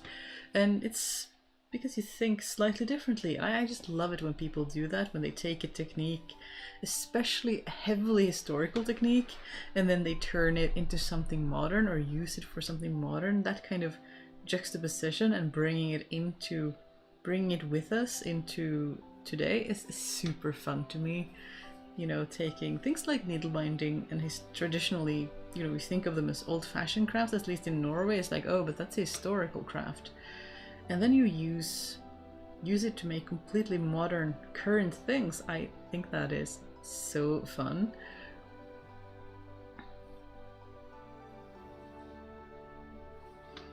As far as I know, the double hole needles are for putting the yarn into several loops that you can then all pull through at once. Yeah, I do that with one layer of, like, I will fold it double and pull that through the needle to do that. I haven't done it with more than one, but I suppose, yeah, there's no reason why you couldn't make several layers of yarn. That would really be a lot of yarn in one go.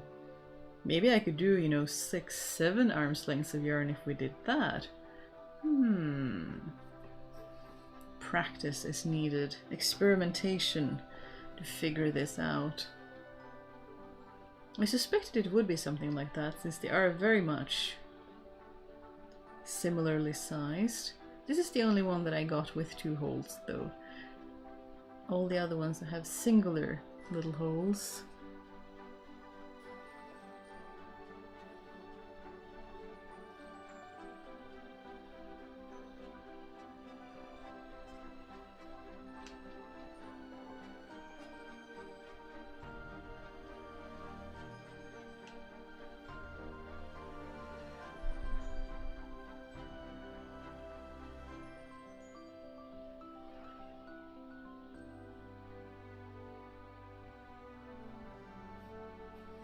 The spring showers and flower valley worked well too. I assume we were talking about patterns, but yeah, I love whenever people take pattern for something and use it for something else. It's just so, it shows how creative people are, and it's like, why not? The diagram is already there. Use it for something fun. I really want to make some knoll-bound mittens that I embroider at some point, because we have a lot of excellent example historical artifacts from the 1800s in Norway, where not everyone adopted knitting. A lot of Norway did, but there were some areas like Telemark that kept with knoll binding, and you find these, you know, Sunday best mittens with an amazing embroidery, all needle bound at the core, and I love that, because I'm used to seeing it at Viking markets without much embellishment at all. But why not embellish? Why not have fun with it? Textiles were so difficult to create. Why not go the extra mile and decorate it even more? Just because you can.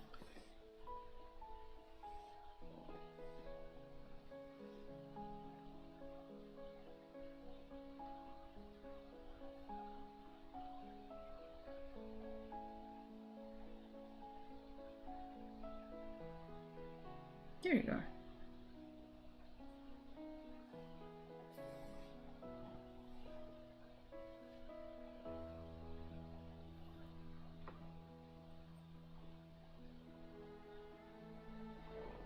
Madame Fluff is back on my pile of scrap fabrics, as is proper. Are you snoozing this time, madam? Nah, you're still awake. It's nice to have company. As much time as I spend at home in the workroom working, it is very nice talking about pets being good for mental health. Definitely having company at home is so nice. Having someone else to talk to and enjoy company of and just have a good time.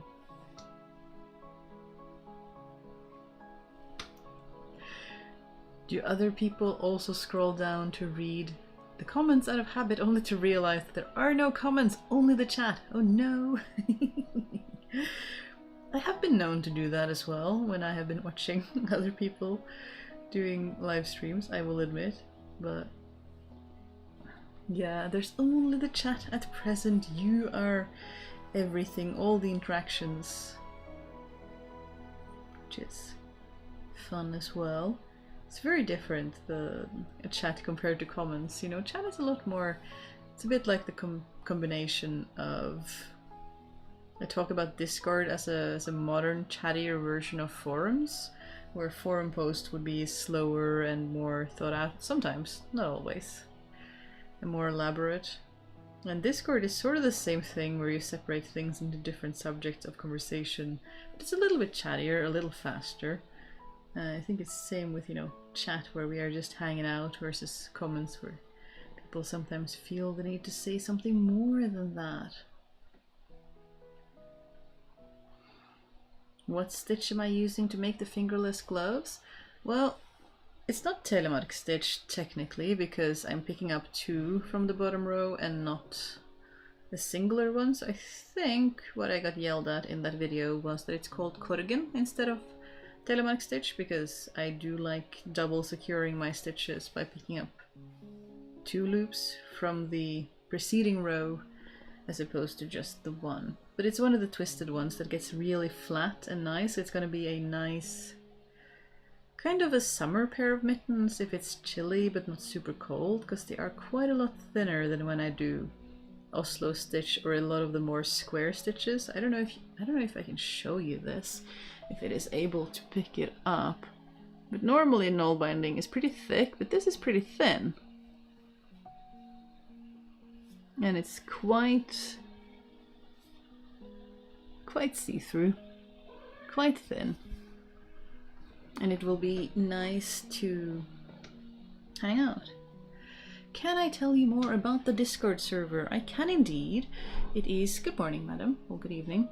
It is a cute little server. We are 250 members at the moment. We are growing slowly, which is my preferred way of growing, otherwise we get growing pains and things go out of control too fast. Let's see if I can find us a link. But it is mainly to encourage creativity and curiosity. Madam, mustache.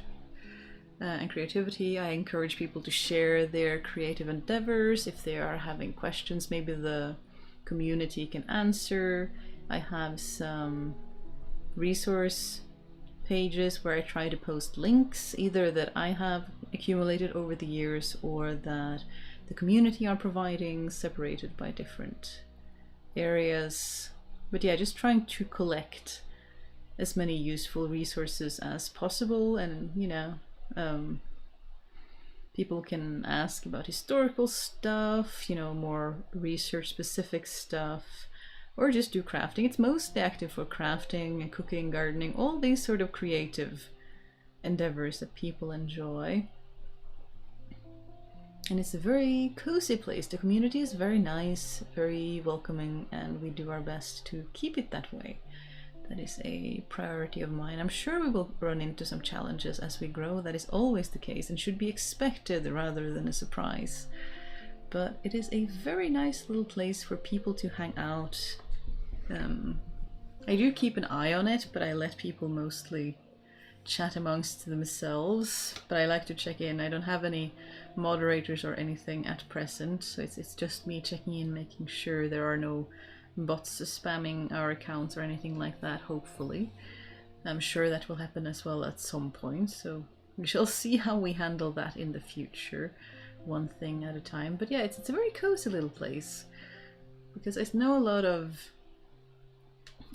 of creatives who have Patreon servers, but there are a lot of YouTube creators who have Discord servers, but a lot of the time they are Patreon only servers, and I've wanted to do something that was community-wide, where you can join even if you don't have the money or don't want to join Patreon. We can have somewhere to gather as well and just hang out with no expectations, you know, in terms of you don't have to be active, you don't have to post every day. You don't have to be super, engaged. You can engage as much or as little as you want. That is always important for me to remind people of, that just because there's a notification and just because you joined the group doesn't mean that you need to go on a cord of your own energy and your own spoons. Like, always remember that you can put it away, put your phone away, turn the notifications off, and take care of yourself.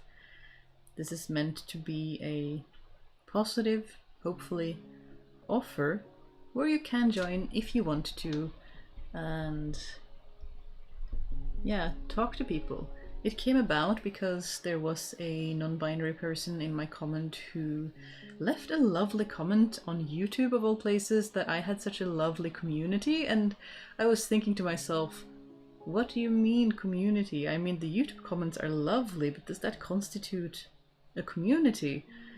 Because usually comments are individual things, not usually interacting with each other. They are islands unto themselves, and usually not conversations happening between community members. But I wanted to make somewhere where people can feel safe and creative and be allowed to just be themselves and be creative and have somewhere they can be. Because why not? Why not just be creative? There's no reason to judge efforts. Everything is progress. I don't know if that answers your question, but it is a calm little place. It is not very busy as of yet, but I've tried to separate it into different categories so that if it does get busy, people can retreat into smaller groups so that they can still not get overwhelmed, hopefully. And we are about to have ads, so we shall have a hydration break.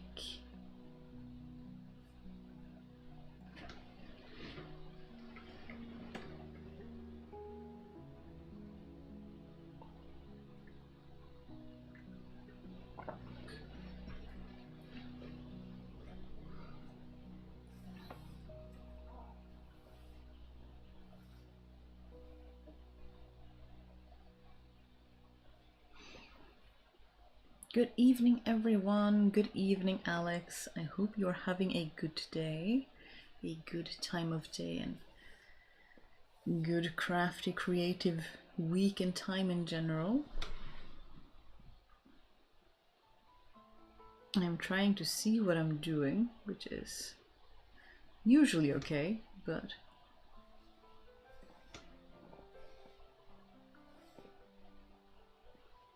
how are we now? Are we getting the cuff? Yeah, we are getting to a good. It's always amazing how warm wool is. It's always warmer than I think it will be, even if it's thin. I think the difference between Mummin and Corrigan stitch is the connection. The stitch itself is pretty much the same, but Corrigan is F1 while Mummin on the other hand is F2. Yeah, exactly. So this one is F2 because I'm doing 2 stitches at the bottom rather than just 1.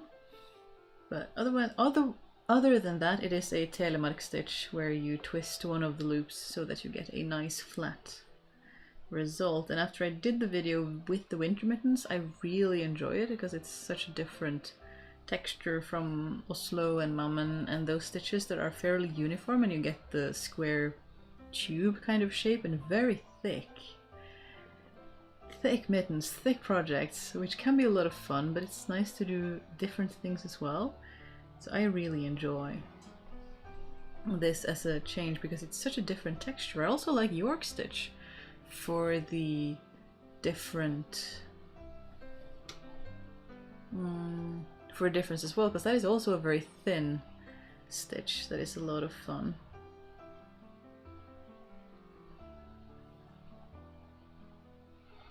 I'm not sure if knoll binding belongs to the Stitches channel or not, even though it's been a week since I joined your server. I think well, knoll binding would be fiber art. I'm not sure if we have a separate knoll binding. Yes, we do. There is a separate knoll binding channel in the fiber arts section where people can share their beautiful, beautiful projects and various useful techniques. Someone has an invisible join for acrylic yarn, which is useful if you react to wool or want to use that all the same, and there are many different fun stuffs happening.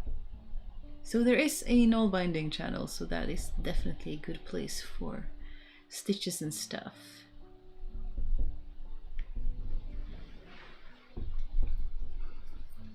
Oops. I am currently on holiday, so not as much crafting as I would like, but I did a little spindle spinning when the kids were playing in the playground. Oh, that's lovely. It seems like such a good conversation starter. I know that when I'm doing null binding in public, a lot of the crafty ladies will be very curious because they're used to crocheting and they're used to knitting, but this is alien and they want to figure out what is going on.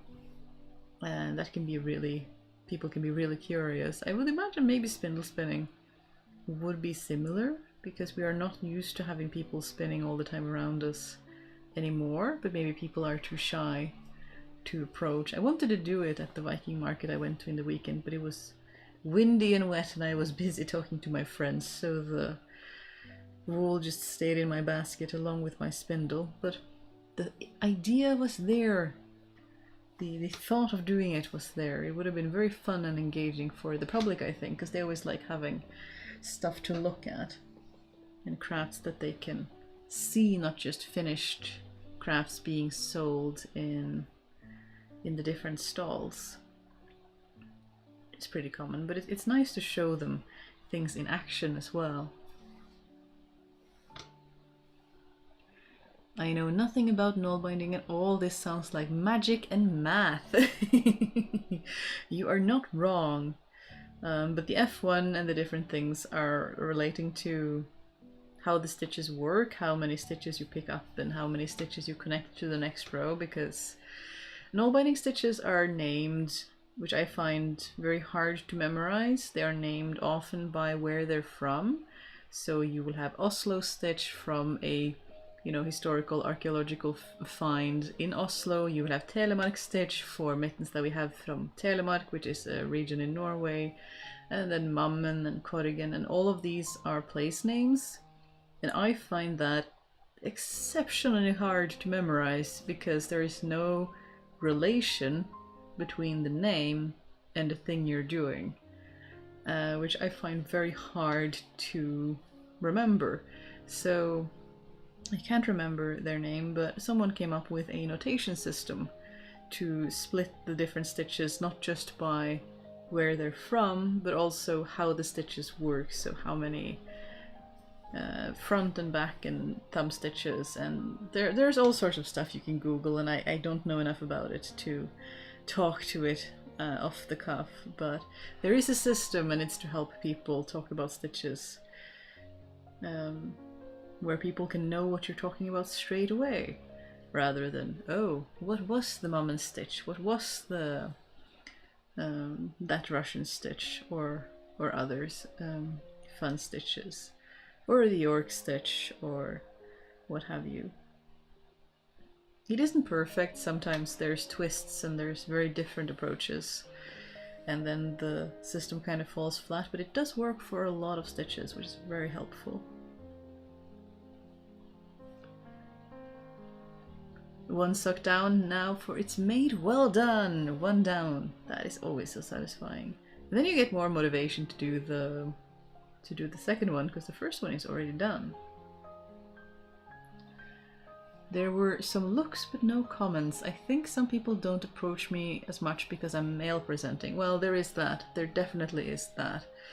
I've had crafty comments from people on the bus wearing null-bound hats and sitting null binding, but yeah, it is something I hear trans male friends talk about as well, where they had to change a lot because they went from being female presenting, which you are not as threatening, and then they had to think about a lot of different things in order to not be threatening when they transitioned to be male presenting, and that can be jarring. And also the very, very illustrative experience of going from being bitchy and bossy and people saying that you talk too much, you're annoying, you're nagging, to, oh, they're leadership material. people listen when they talk and people listen to your ideas. And having that happen for one person going from one to the other is... I've heard my friends talk about it, and it's sad and illustrative, and also very, very telling. Super, super telling. It's just a very interesting experience to see people go through, because there's so many different things happening. Gender is frustrating. I wish it didn't matter.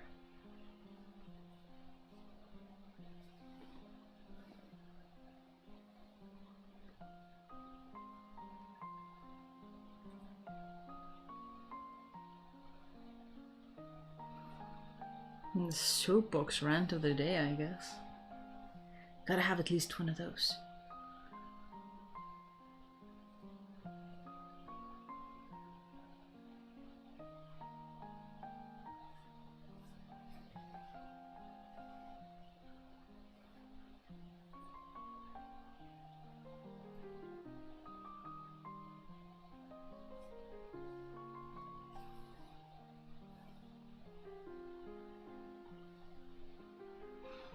Oh yeah, there are upsides and downsides with transitioning. It gives so much insight into how people react to different genders.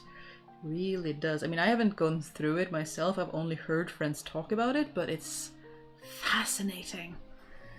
Fascinating and sad, but also fascinating, you know, from that observational, curious scientist always experimenting mindset. So yeah.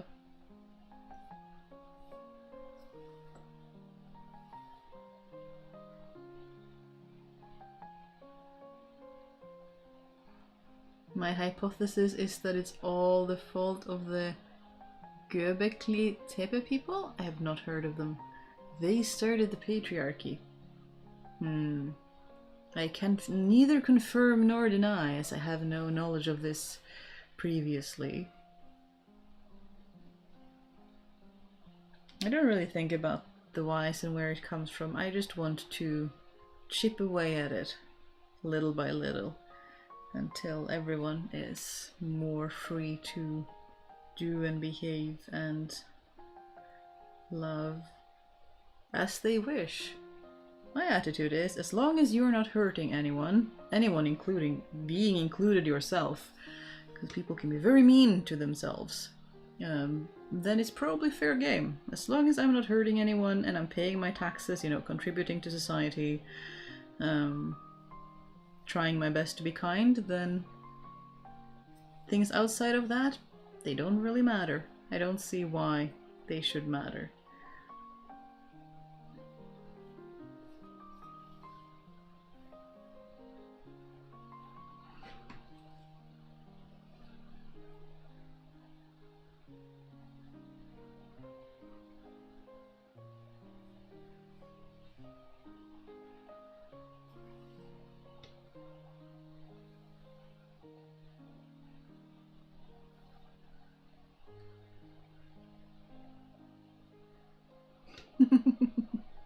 To paraphrase a common parents' refrain, I don't care who started the patriarchy in gender roles, but I'm ending it. That would be nice. It's very ambitious, but that would be nice. I don't think I can manage to end it, but chipping away at it will have to do. Again, I have turned away from the whole idea that a lot of us millennials were fed that you're going to save the world. It's just too much, isn't it? It puts too much pressure on yourself and other people. There's only going to be so many, you know, top people in whatever field they're in.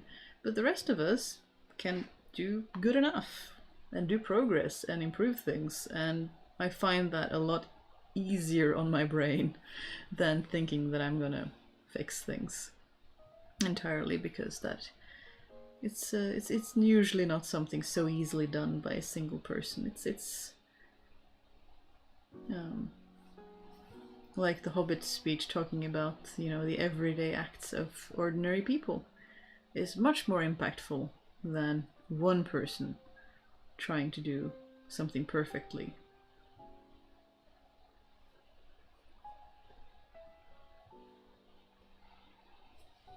there was already a practice of patrilocality, at least in Europe, in the Mesolithic, that meant women would leave their birthplaces to live with their husbands. That meant they lacked a network of allies consisting of their relatives, while the men kept their networks. Yeah, that practice has been around for a while, eh? And that is challenging. And then Göbekli Tepe was a gathering center, religious center, built about 12,000 years ago in eastern Turkey. And it has a lot of carvings of animals, mostly male predatory animals. Interesting. There's so much I don't know about history, and how things come about is really fascinating.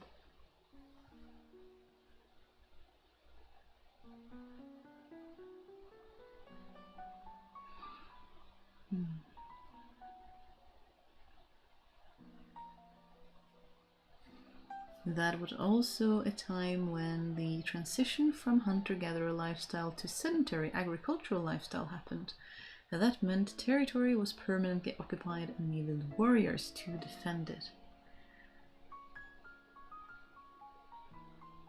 And then we have to think about how... Oh, so the archetype of male warrior probably started there. Interesting. Possibly, especially since we learn more and more that women were out hunting and gathering as well. I mean, there was the mass grave close to Istanbul, I think. The Viking mercenaries. And of course, being mercenary, they assumed they were male, but recently had to go back and recheck, and about half of the skeletons were female. And this has been so much for so long, and people try to, I mean, Victorians with their strict gender roles did try to wash away a lot of the gender fluidity of history, which is sad because there was a lot more of it than we have been taught, of people doing different things. Even if some societies were very heavily gendered, and that is part of teaching history, is talking about that too.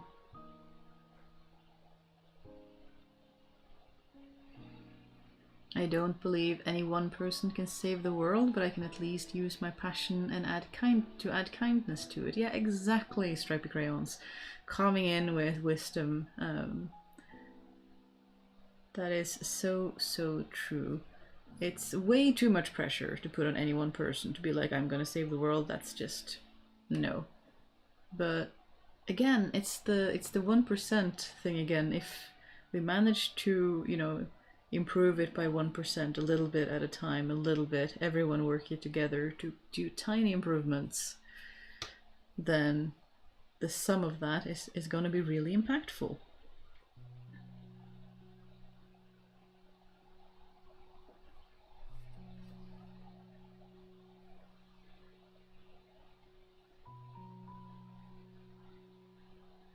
It's amazing how people have been led to severely underestimate the impact of ordinary people, especially, you know, when it comes to voting with your wallet and reducing consumption, so that, like, not buying things, because if you don't buy it, then if enough people don't buy it, then they're not gonna take in more of it, and then we can change things.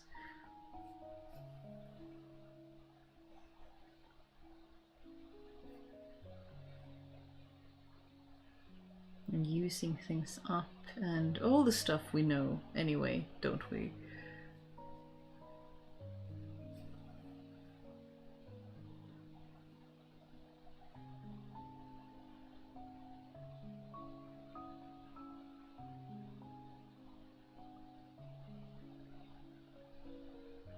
Come on.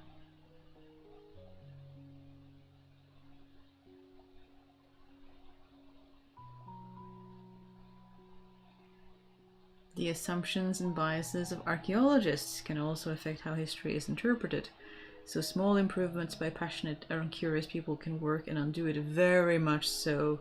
So much of our history and archaeology today is impacted by the Victorians and their gender roles that, you know, people don't even realize is so impacted by that. And realizing that it's there is the first step to starting to dismantle it. But knowing it's there is the first step. We are about to have ads again, which is good because My throat needs a refill.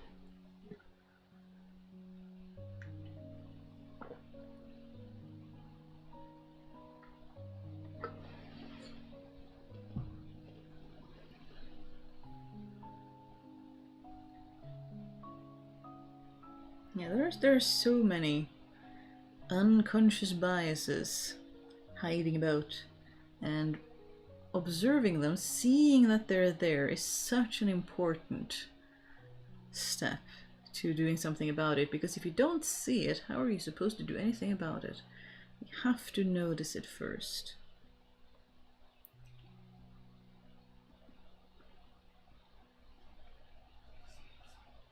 Stretch too.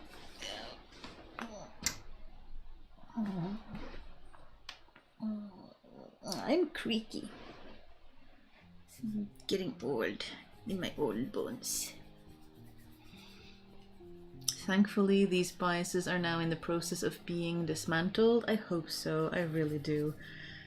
Any progress is good progress, eh?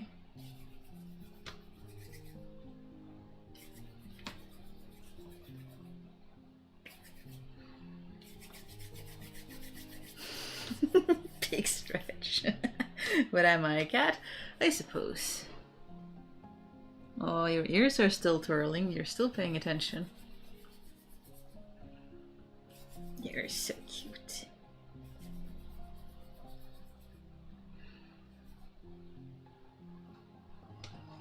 The best is when they're lying on your lap and they're sleeping and they're kind of half asleep, half awake. They kind of just go, oh. And then they turn around and they keep sleeping in a different shape, different position.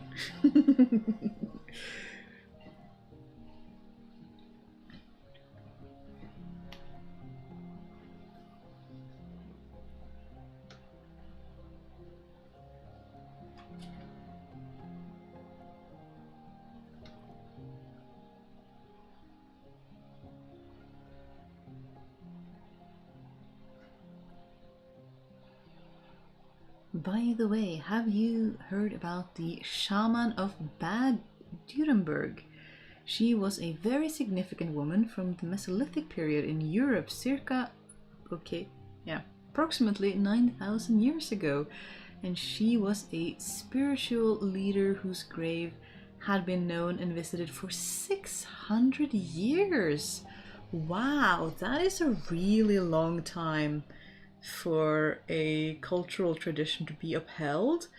I know that the Chinese empire is the longest standing continuous empire, and one of the few examples where history really continues over multiple thousands of years, because that is quite long.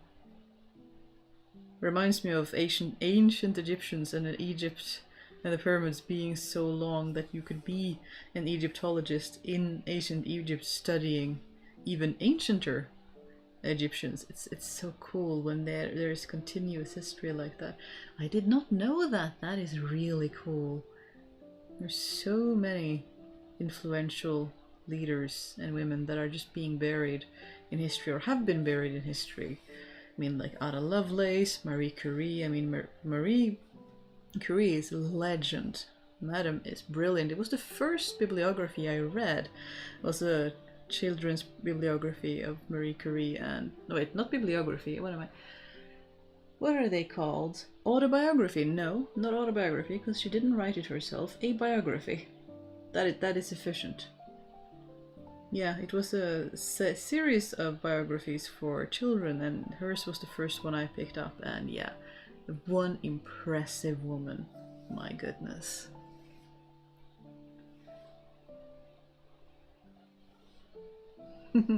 I have obtained some blueberry cake to eat while I wait for my lunch to finish cooking. Back to socks. That is very nice.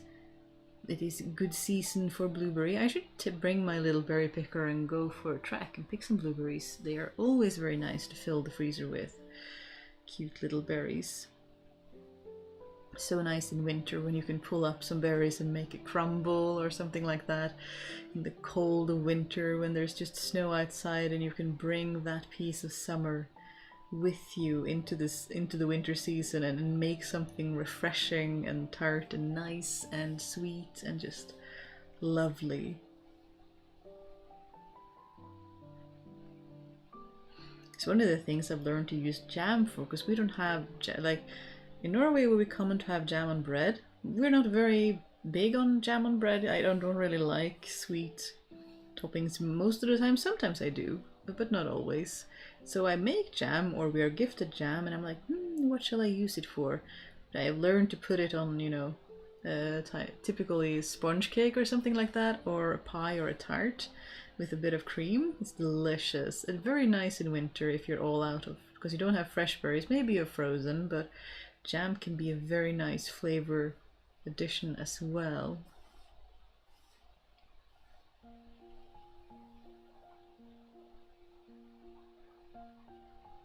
Madam, if I can just hide you inside my current project, you won't be so in the way.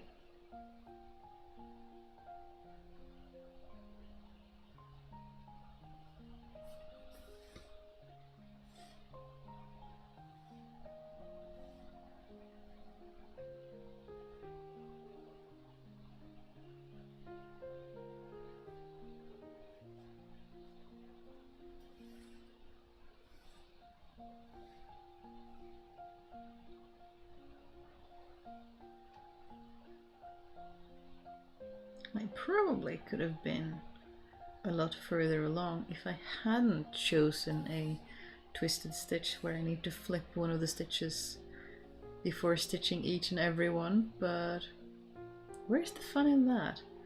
I wanted to do this stitch, so this stitch it can be.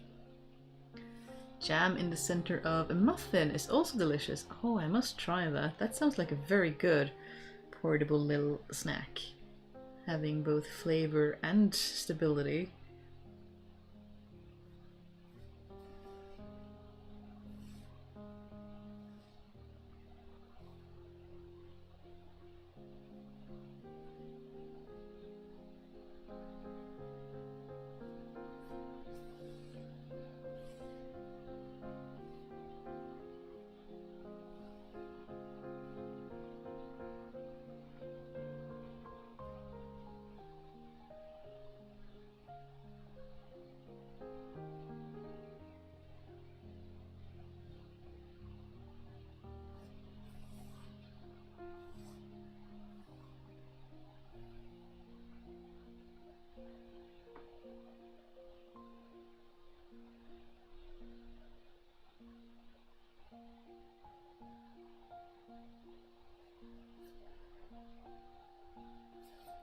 Oops.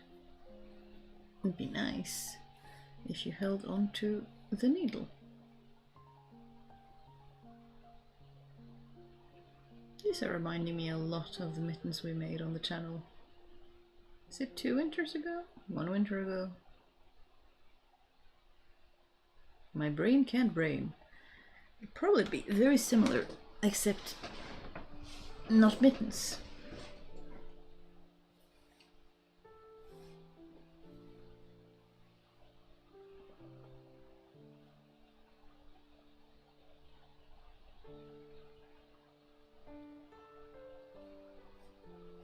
I think my body is trying to tell me that I have been sat still for quite long enough and should move a bit soon. But now that I have just changed my yarn, I would like to condense it to something slightly shorter before doing just that.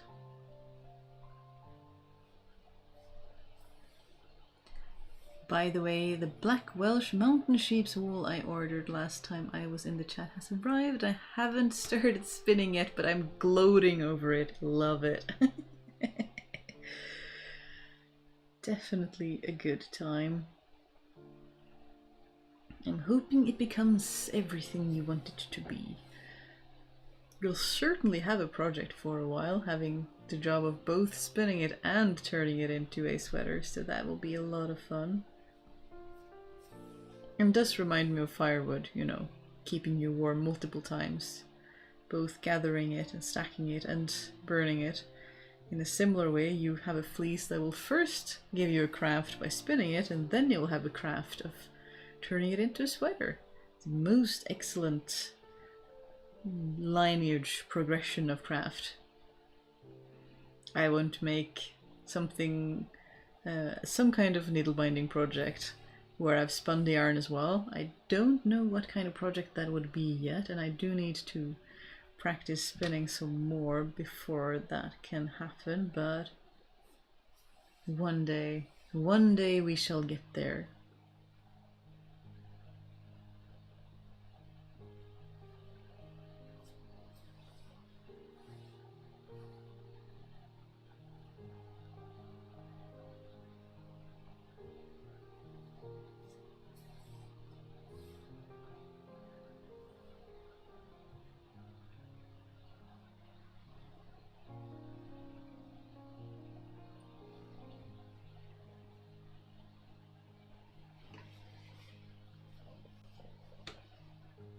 Not too bad for 2 hours of work, I don't think. We are definitely getting somewhere.